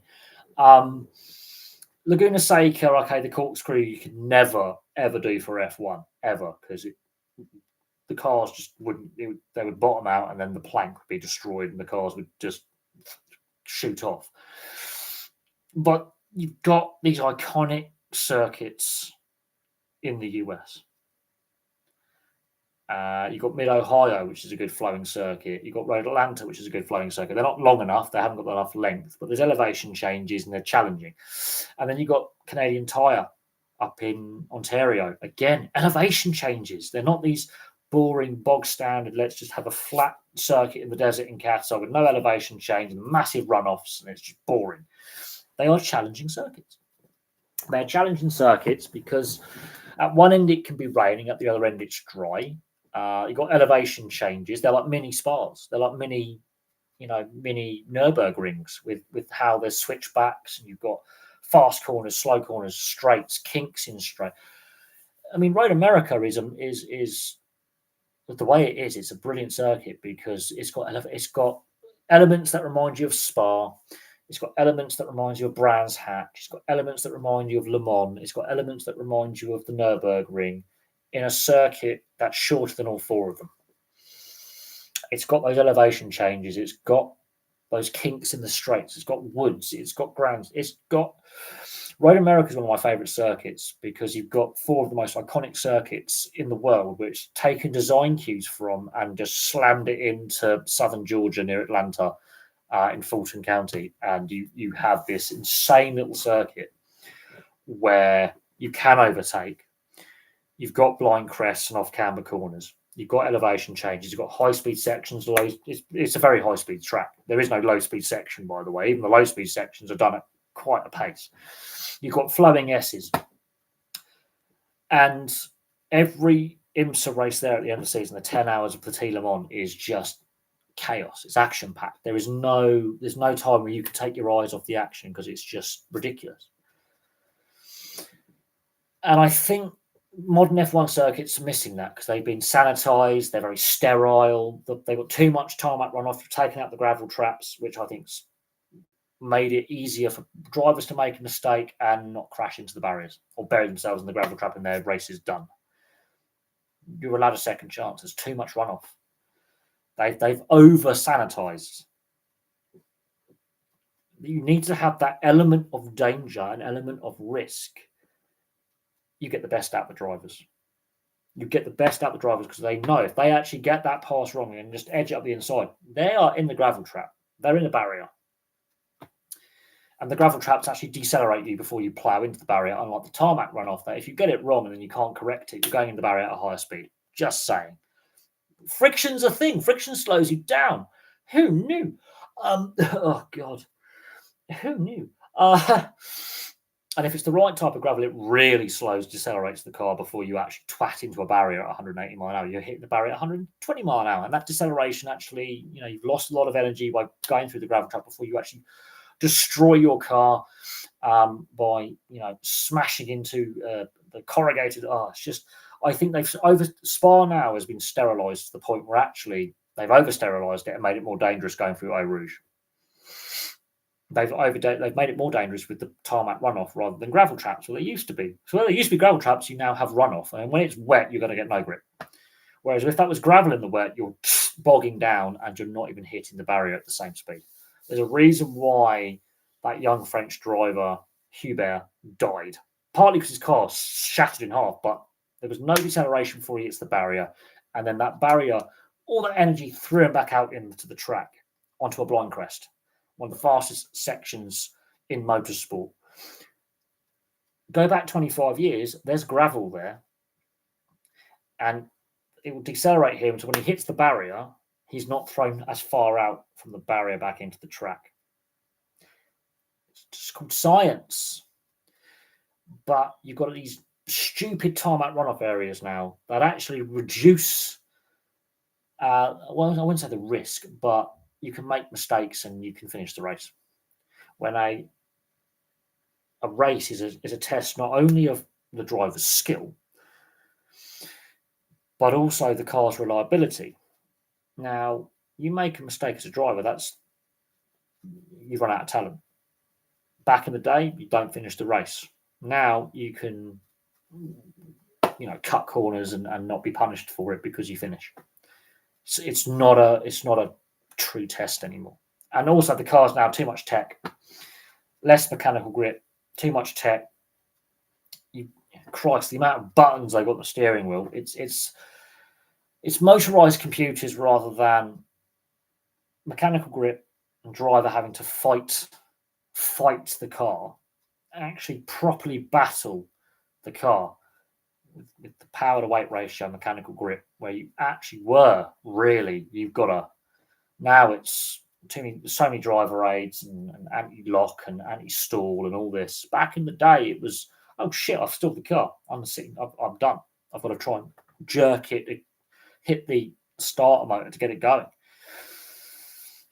Oh God, if we had more gravel traps, Lance Stroll would not be a professional driver. He wouldn't have hacked it. He wouldn't have cut it 30 years ago. He would not have even made club racing. He'd have been told, here's your driving license, here's your racing license, God, you're not good enough. He's got away with it because we've got runoffs. If he was born 30 years earlier, he's not a elite racing driver. He's stealing a living because daddy's got money, but even with a wealthy industrialist father, he doesn't have a motorsport career. He might be a motorsport manager working in the motorsport industry, but he's not a driver. He's not good enough. I don't know how. There's a few drivers who've been in F1 over the last 20 years that I'm like, how the hell are these classed as elite racing drivers? Not even some of the pay drivers are like, spring sponsors. There are some of these drivers that you've got to ask yourself, how the hell have they made it to elite platinum ranking on the FIA ranking of grading, the bronze, silver, gold, and platinum? How the hell they are classed as elite level? Because they've changed the track design. No, Maldonado actually won a couple of races, so Maldonado wasn't that bad. He just had a bad attitude and was overly. He once he saw red mist, he would just use his car to take other people out. But Maldonado actually won races. Mazepin, Ericsson actually isn't that bad. I've watched him in endurance racing and in touring cars. He's okay. He's decent. Ericsson just didn't have a very good car underneath him. Maldonado actually won a couple of races, I believe. But when he got the red mist, he just went, I'm going to take you out. I don't care if I don't finish. I'm spearing you off the track. And he had a habit of taking other drivers out because he got angry. Mazepin, though, was useless. Mazepin was Jesus Christ. He got there because of money. and political influence. Maldonado, I think there was links with Hugo Chavez, so there was a little bit of political manoeuvring, but he's not the only Venezuelan driver who's done decently. He has got race wins. I think Ericsson actually wasn't that bad. Every Scandinavian is a rally driver, so Ericsson isn't that bad. He just didn't have a very good car. But he was at a time when F1 wasn't that competitive. In my opinion, the regulations and some of the teams just... Bernie Ecclestone broke F1 when, towards the end of his midway through, when they get rid of tobacco sponsorship, so the late 90s to the mid 2000s, Bernie Ecclestone changed a few things in regards to entrance fees, and it killed the privateers. And then you had the customer team, which is sort of not quite factory, but builds a chassis and then just puts the engine in. Whereas before, you actually had the proper privateer who had to basically go to an engine manufacturer and go, "Can you make us a V8 or a V10? As much power as you can get out of that, that won't kill my driver with this chassis and this mechanical setup." And the engine manufacturer, be it a Ford or Cosworth or Honda or whoever it was, were like, "Yeah, we can make you an engine. We'll slap that in the back of your car. It may kill the driver. It may, you know." And then Bernie Ecclestone broke F1 when he, I think it was 97, 98. He changed the funding formula for F1 for entrance fee. And then the tobacco sponsorship ends and the rest is history. And then we get Liberty Media and F1 shit. When you had all the privateers, it was fun. When you had the privateer entries going up against the Ferraris of this world, Williams and McLaren. McLaren is now manufacturing its own right in regards it is actually a car manufacturer. Actually makes cars in a factory for the road legal side of things. But started out, Lotus pull out long before Bernie Ecclestone ruined F1. But the privateers like Arrows, for example, Jordan obviously were the famous privateers that could. You had, Tyrrell, Ligier, although Ligier actually technically was an actual manufacturer. So Prost, there you go. No, because they what they've done now is they've got rid of the characters in regards of the characters of individuals who are very colourful characters. Again, the tracks are all sanitised now.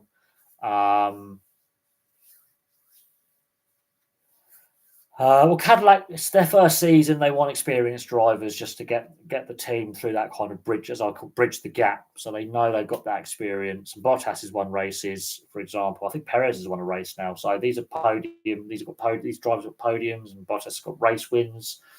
They've been part of teams that have won manufacturers' titles, so they know what winning is about. Perez and Bottas are good drivers. And it's obviously a stopgap measure until Cadillac can build their foundations, and then some F2 drivers are good enough. But I would say we had a golden generation in the 80s and 90s of young drivers coming through who then went on to have success. So your Schumachers, your Hackinens, Jenson Button later on. People go, Damon Hill only got a F1 gig because of his dad and who his dad was, but actually he was a good driver. You got your Mansells. You had your Prosts, your Sennas.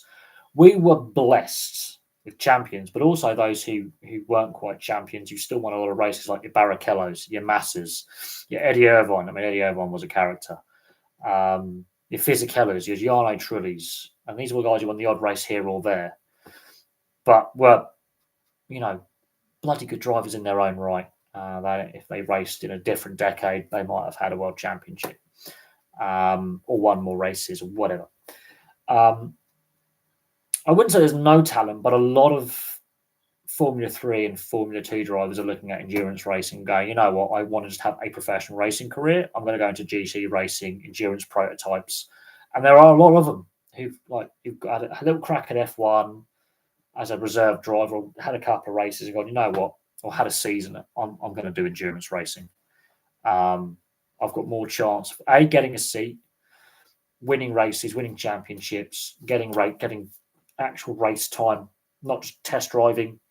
I'm actually competing, racing against other drivers, wheel to wheel. F1 has become, it's not as elite as people think it is. It's not the elite motorsport people think it is. There are other categories of motorsport and other race series that are much more fun to watch, much more evenly contested because, again, balance of performance or regulations where you've got a handful of manufacturers and you've got everyone's a client team. You might have the 2 or 3 factory teams and everyone else has got basically the same engine, same car, whatever. And it's down to pure driver lineup. So the V8 supercars, it's 2 engine manufacturers, so Ford and GM. And it's basically got the main factory teams, but then you've got basically everyone's a privateer, really, because they're given, here's your engine, sort out your sponsorship deal.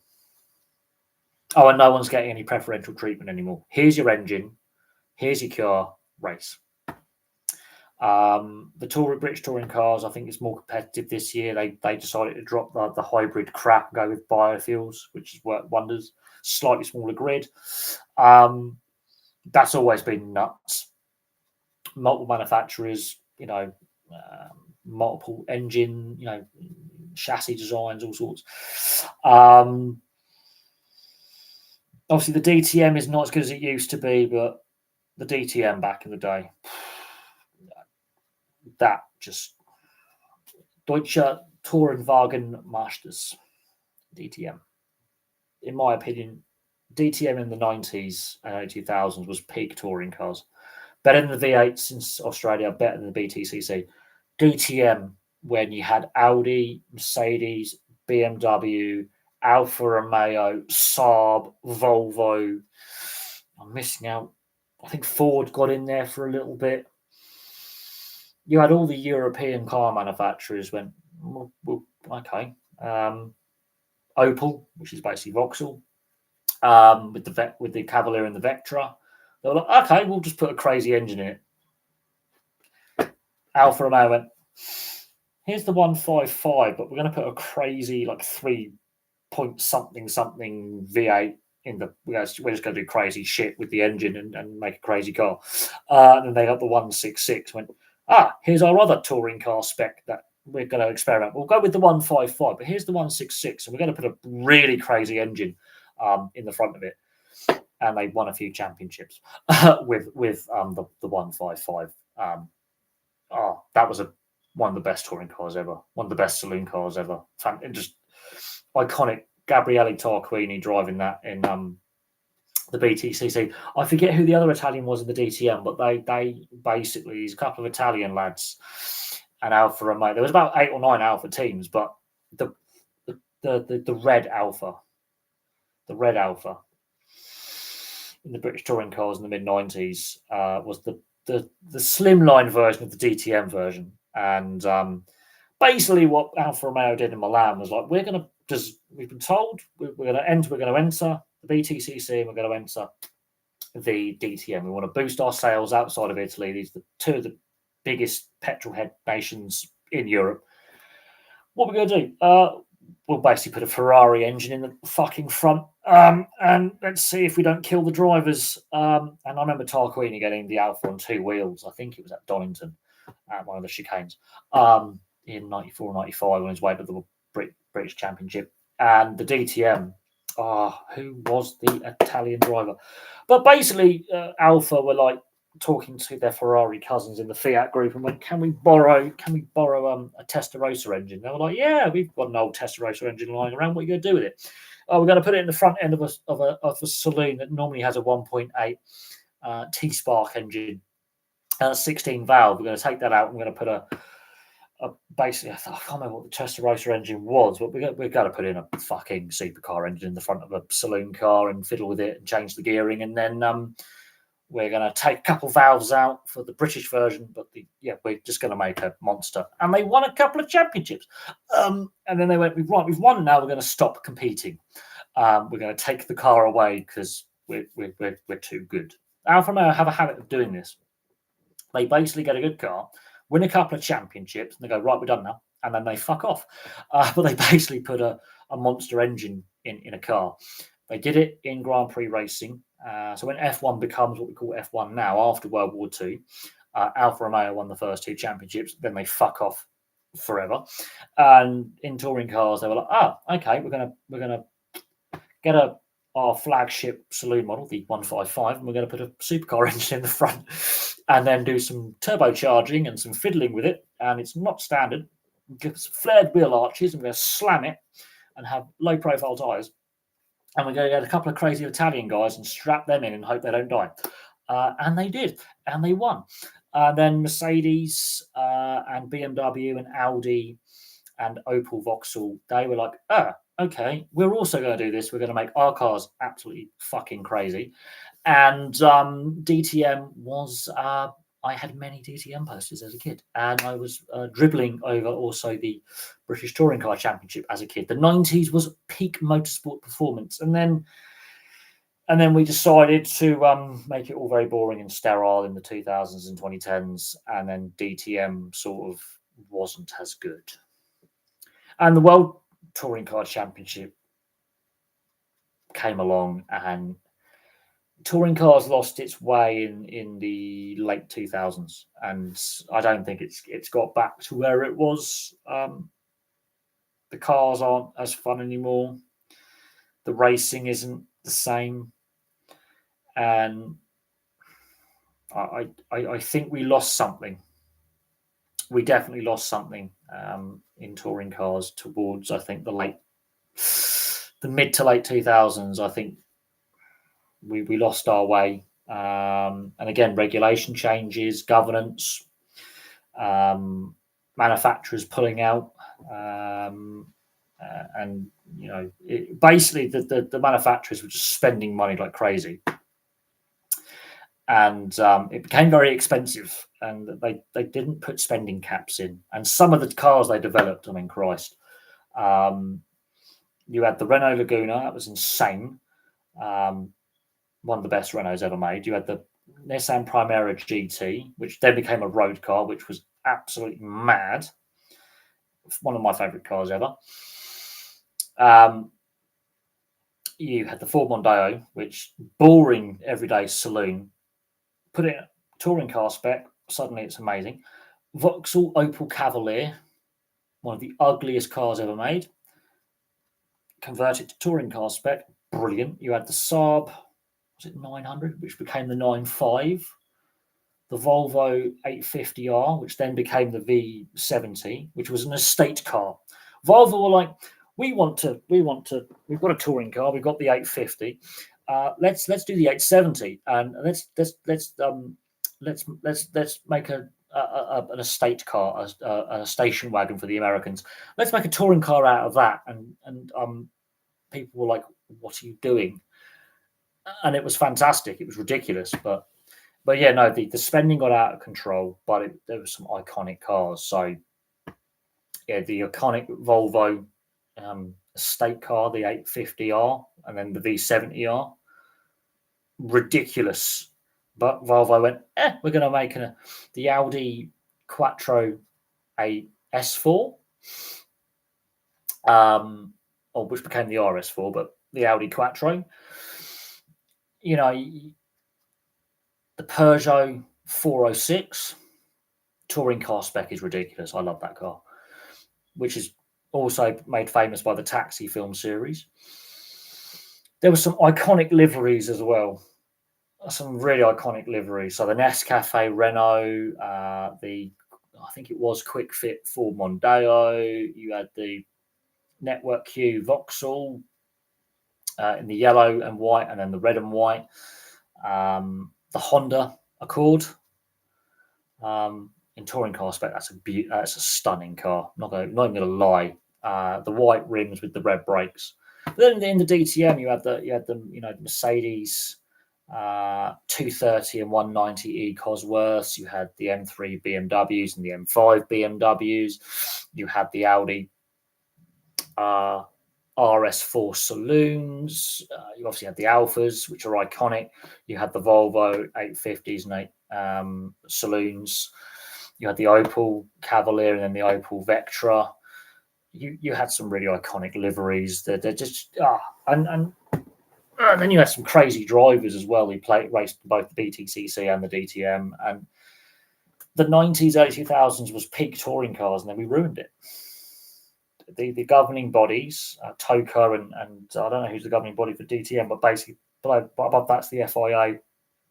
TOCA are the governing body of the British touring car series and the support series, and then you've obviously got the DTM and their support series. The governing bodies ruined it. They ruined it.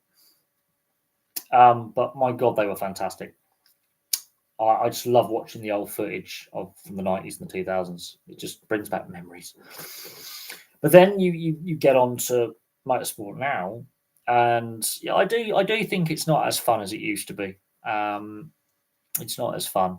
I like the single series manufacturers like Ginettas and Mazdas and Renault Clio Cup and the Mini Cooper Challenge and things like that, and basically support package races. But I'm not a fan of the Porsche Carrera Cup. I don't like that. I find that boring. But I like the single series makes. Single make series like the MX5 Cup in the IMSA series is absolutely bonkers. The Mini Challenge, which has replaced the Renault Clios, the British touring car support package.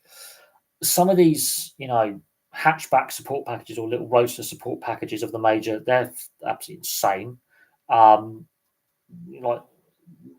They're crazy. But in reality, I do think motorsport now is not as good as what it was 15, 20 years ago. And I think regulations have got a lot to do with that. Circuit design's got a lot to do with that.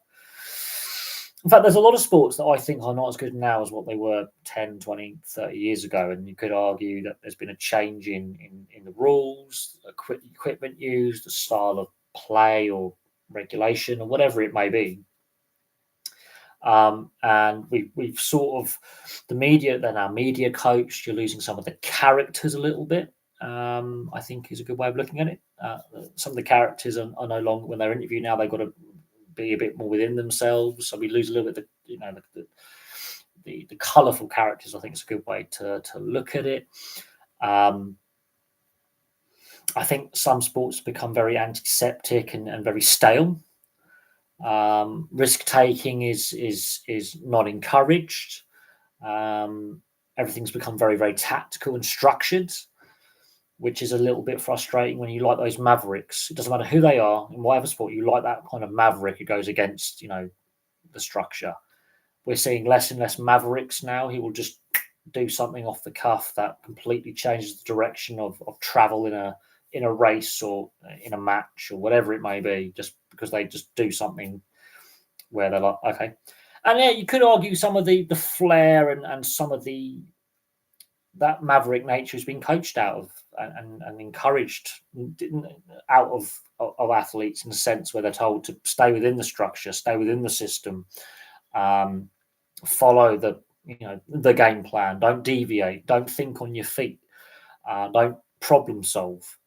I think that's been coached out of young talent. They're forced into a structure, they're shoehorned into a system, and I think that's what, doesn't matter what the sport is. I think we are missing that kind of maverick who can. Dennis Rodman in basketball, we're missing that kind of Dennis Rodman in basketball. We're missing that Andrew Johns in rugby league, although there's a few players with some maverick flair, but Andrew Johns was, in my opinion, one of the best rugby league players we've ever seen for some of his maverick heads-up play. We're missing some of the, iconic flair football players like the David Ginolas of football, for example. We're missing that. And unfortunately, what we're seeing is it coached out of players. Same with drivers as well. There were some really just maverick racing drivers or motorcycle racers who would just have a certain style where they were just lackadaisical, but they were doing things and taking lines that were different to other drivers in the same class. And this could be why there's a lack of talent coming through Formula 2 and F2 and F3 and the single seat racing talent pool from the lower levels up to F1. You could argue that it's become a bit stale and a bit regimented and a bit structured, and the characters and the flair is sort of being told, don't do that. You've got to follow the structure, follow the strategy, become less risk averse. Whereas, 10, 20 years ago, you'll have that driver go, I'm going up the inside. I don't care. I'm taking that risk. I'm taking that overtake. I don't care. I'm going to be aggressive. I'm going to go flat out until my tyres fall apart and I've got to come into pit. I miss that about certain forms of motorsport where the driver's just going flat out for their stint. And it's just, I'm going to nail it. I'm going to just go from the back of the grid to the front. I'm going to overtake everyone. I'm going to go for it. In part because the regulations don't allow it because of the aero packages on cars, which make it very hard to follow. But I wouldn't. I think I've gone off topic and I've rambled a bit, but it's an interesting point to end on. I do think the quality of professional sport we're seeing now is of a lower quality than 20 years ago, maybe even 30 years ago. And I tell anyone, just look at the old tape. Look at the old footage from the 90s or early 2000s in football, rugby league, rugby union, cricket, golf, tennis, motorsport of various types, and compare it to now. It doesn't matter if it's rallying in motorsport, endurance racing, F1, MotoGP, superbikes, motocross, whatever it is. I would argue now we're sort of risk averse. We're not allowing the Mavericks to flourish. And I do think that impacts the quality of what we see and the enjoyment a little bit. Characters make sport. And I think we're losing a lot of them as time goes on. Every interview now is very sterile and they're PR coached and media coached. And it's just, I want to see this character. I want to see the frustration when they're not winning or the team is struggling. I want to see the joy when they are winning, and we're not getting that. We're not getting the Dennis Rodmans of this world. We're not getting the Matt Letiziers, the David Ginolas.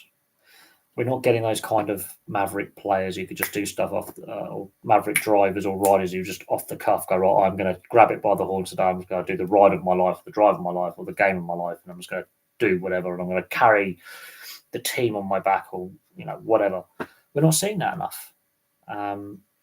It's becoming less and less of a thing. Everything's becoming more manufactured and more structured, and you lose a bit of something.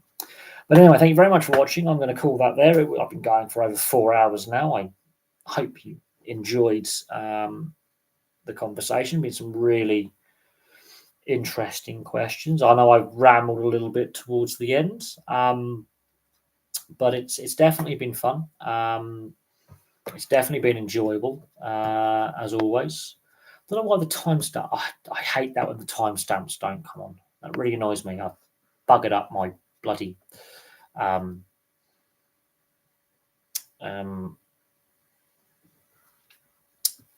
the chat. I forgot to put the timestamps on, which is a bit annoying. I don't know why, but the chat settings